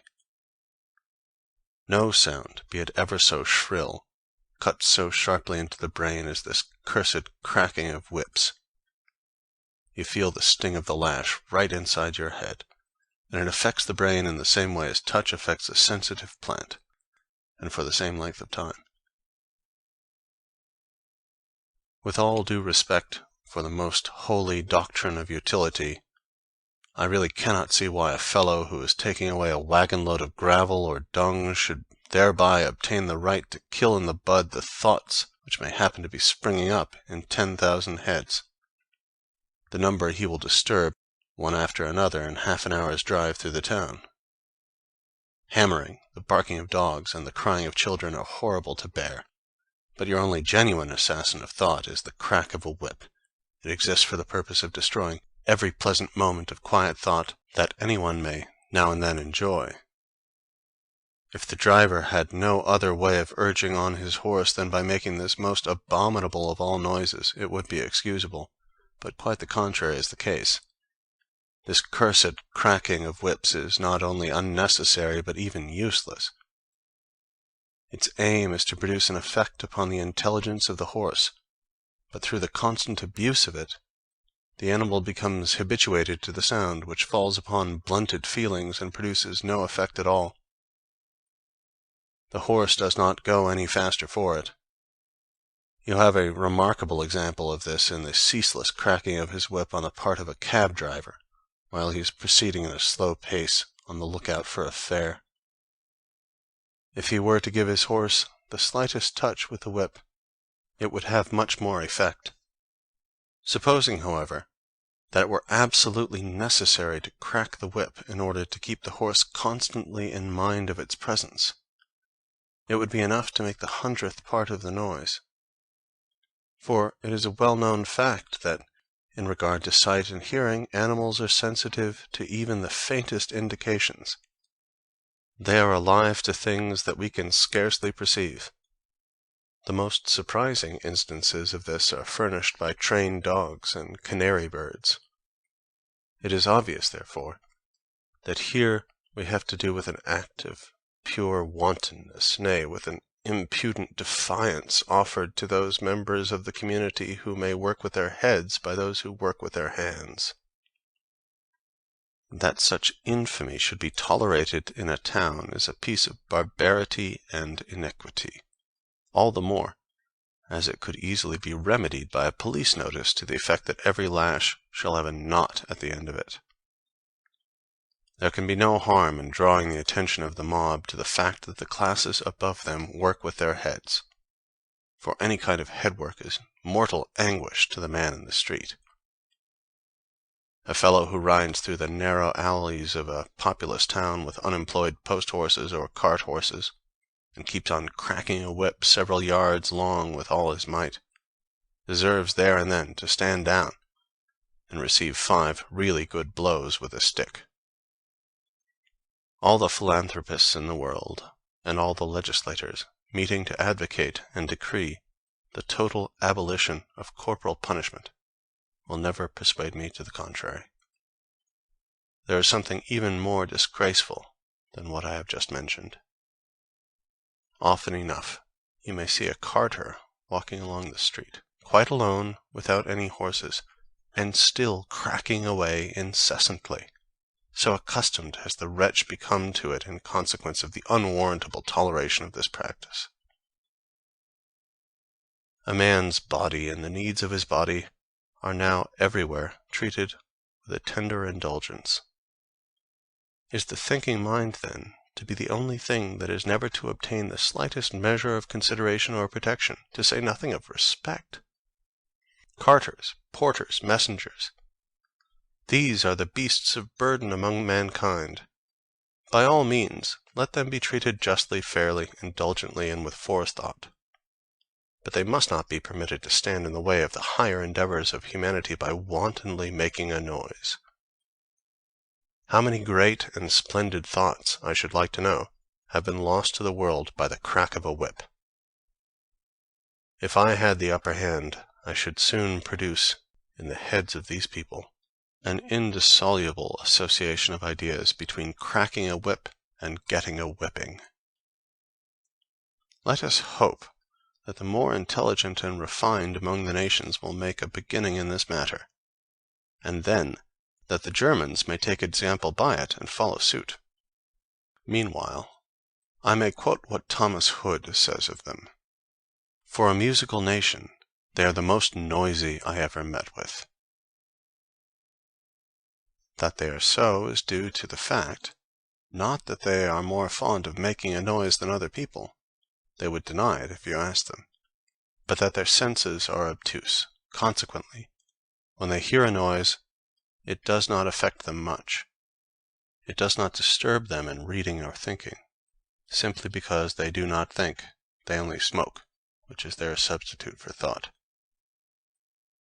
The general toleration of unnecessary noise, the slamming of doors, for instance, a very unmannerly and ill-bred thing, is direct evidence that the prevailing habit of mind is dullness and lack of thought. In Germany it seems as though care were taken that no one should ever think for mere noise. To mention one form of it, the way in which drumming goes on for no purpose at all. Finally, as regards the literature of the subject treated of in this chapter, I have only one work to recommend, but it is a good one. I refer to a poetical epistle in terzo rimo by the famous painter Bronzino, entitled De Romori, a Messer Luca Martini. It gives a detailed description of the torture to which people are put by the various noises of a small Italian town. Written in a tragic-comic style, it is very amusing. The epistle may be found in Opere Bellesche del Berni, Aretino ed altri, Volume 2, page 258, apparently published in Utrecht in 1771. End chapter 7. Chapter 9. A few parables. In a field of ripening corn, I came to a place which had been trampled down by some ruthless foot, and as I glanced among the countless stalks, every one of them alike, standing there so erect and bearing the full weight of the ear, I saw a multitude of different flowers, red and blue and violet. How pretty they looked, as they grew there so naturally with their little foliage. But, thought I, they are quite useless. They bear no fruit. They are mere weeds, suffered to remain only because there is no getting rid of them. And yet, but for these flowers, there would be nothing to charm the eye in that wilderness of stalks. They are emblematic of poetry and art, which in civic life, so severe but still useful and not without its fruit, play the same part as flowers in the corn.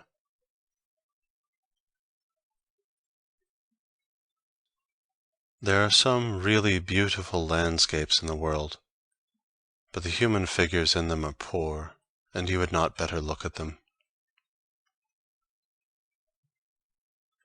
The fly should be used as the symbol of impertinence and audacity, for whilst all other animals shun man more than anything else, and run away even before he comes near them, the fly lights upon his very nose. Two Chinamen traveling in Europe went to the theater for the first time.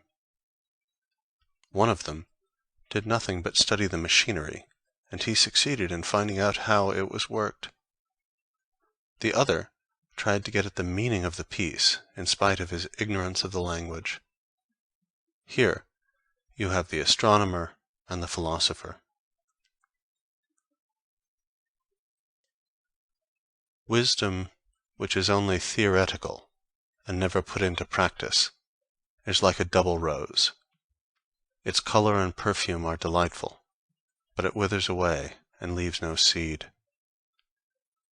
No rose without a thorn, yes, but many a thorn without a rose. A wide-spreading apple tree stood in full bloom, and behind it a straight fir raised its dark and tapering head.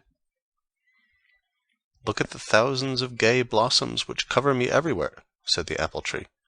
"What have you to show in comparison? Dark green needles." "That is true," replied the fir, "but when winter comes, you will be bared of your glory, and I shall be as I am now." Once, as I was botanizing under an oak, I found amongst a number of other plants of similar height, one that was dark in color, with tightly closed leaves, and a stalk that was straight and stiff. When I touched it, it said to me in firm tones, "Let me alone. I am not for your collection, like these plants to which nature has given only a single year of life. I am a little oak." So it is with a man whose influence is to last hundreds of years. As a child, as a youth, often even as a full-grown man, nay, his whole life long, he goes about among his fellows, looking like them, and seemingly as unimportant. But let him alone, he will not die. Time will come and bring those who know how to value him. The man who goes up in a balloon does not feel as though he were ascending.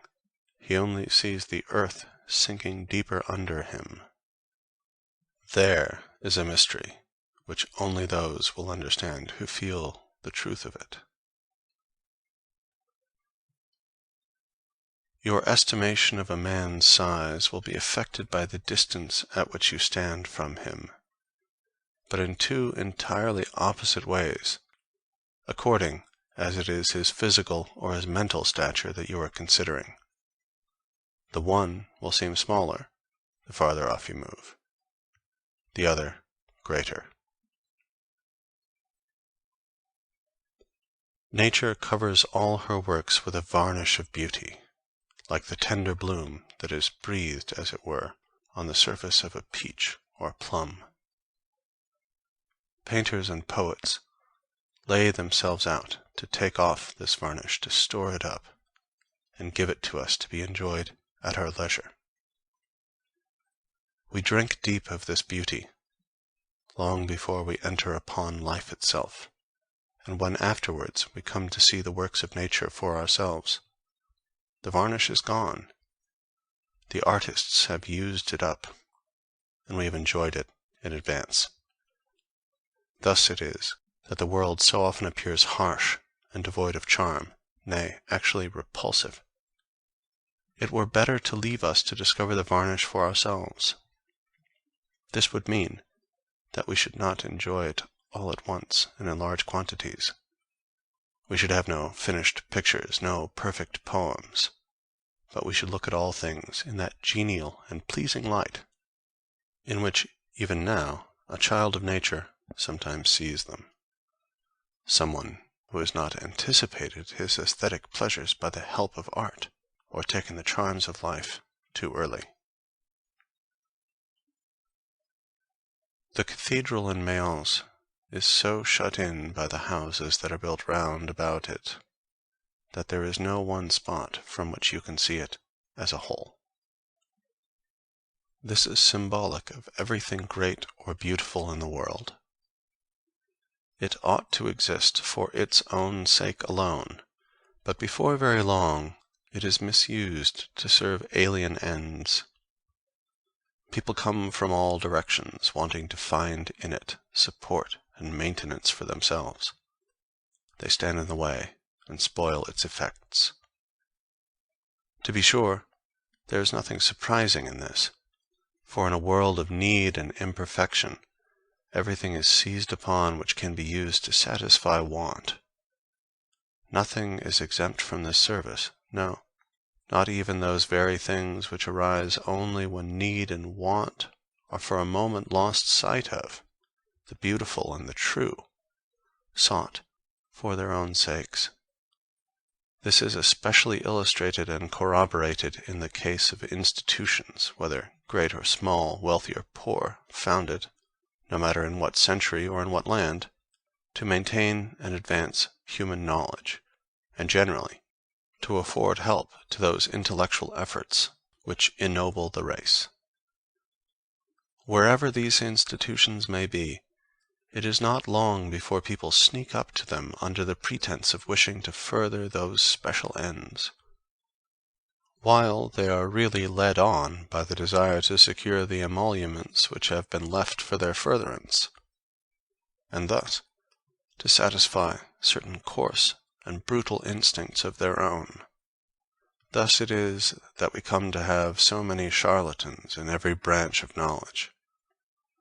The charlatan takes very different shapes according to circumstances, but at bottom he is a man who cares nothing about knowledge for its own sake, and only strives to gain the semblance of it, that he may use it for his own personal ends, which are always selfish and material. Every hero is a Samson. The strong man succumbs to the intrigues of the weak and the many, and if in the end he loses all patience, he crushes both them and himself. Or he is like Gulliver at Lilliput, overwhelmed by an enormous number of little men. A mother gave her children Aesop's fables to read, in the hope of educating and improving their minds. But they very soon brought the book back, and the eldest, wise beyond his years, delivered himself as follows: "This is no book for us. It's much too childish and stupid. You can't make us believe that foxes and wolves and ravens are able to talk. We've got beyond stories of that kind.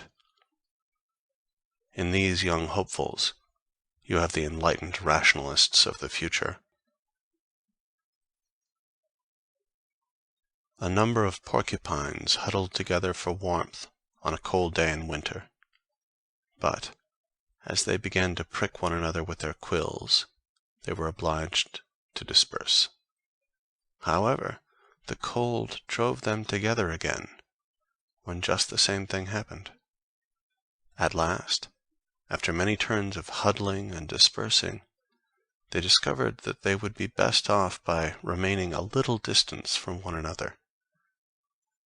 In the same way, the need of society drives the human porcupines together, only to be mutually repelled by the many prickly and disagreeable qualities of their nature. The moderate distance, which they at last discover to be the only tolerable condition of intercourse, is the code of politeness and fine manners, and those who transgress it are roughly told, in the English phrase, to keep their distance. By this arrangement, the mutual need of warmth is only very moderately satisfied, but then people do not get pricked. A man who has some heat in himself prefers to remain outside, where he will neither prick other people nor get pricked himself.